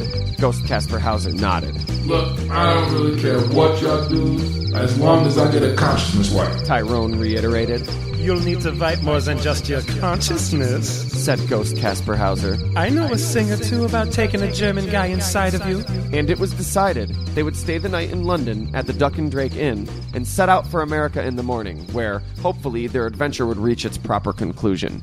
They booked 1 room and 2 beds for the 6 of them. Sarah got a bed, as did Donnie and Babe. Tyrone stood in a corner and entered sleep mode, Guy Fawkes slept in the chair, and Ogopogo Lady, still bound, had the floor all to herself. It was just before dawn that she was awakened by somebody fiddling with the knots around her wrists. She turned her head and opened her mouth to speak, but a hand reached from behind her and clasped over her mouth. One last tug of rope behind her, and her hands were free. Her rescuer leaned over her and put a finger to their mouth, shushing her. Ogopogo Lady was helped to her feet and hustled out of the room. Her liberators apologized for the hasty and late extraction, explaining that they had to wait all night for Sarah to put down the video games, and after that the damn robot kept getting up every few minutes to use the bathroom. So you're a couple of Nazi sympathizers, huh? Ogopogo Lady asked, stretching her arms and working out kinks she had developed from being tied up. Wait, that sounds weird. We are not Nazi sympathizers. Babe stressed as they sprinted down the stairs. Let's make that perfectly clear. Then what's this all about? She asked, raising a skeptical eyebrow. We share a common enemy, Donnie answered seriously. In essence, we shared a captor. Babe added. A captor? Ogopogo Lady asked, bemused. You don't say. We hate that bearded lunatic, Donnie said, grabbing Ogopogo Lady by the shoulders. Now, we don't like Nazis, but we couldn't stand to spend one more night on the road with that bastard. We helped you escape, and now we ask the same favor of you. Bring us somewhere he won't find us, Donnie begged. Somewhere where Guy Fawkes can never bother us again. Ogopogo Lady smiled deviously. On the next episode of Guy Fawkes, Monster Hunter, the epic conclusion to the Search for Klaus trilogy, and the final showdown between Guy Fawkes, Monster Hunter, and Claudia the Feminazi. Chapter 3, Klaus Encounters of the Third Kind.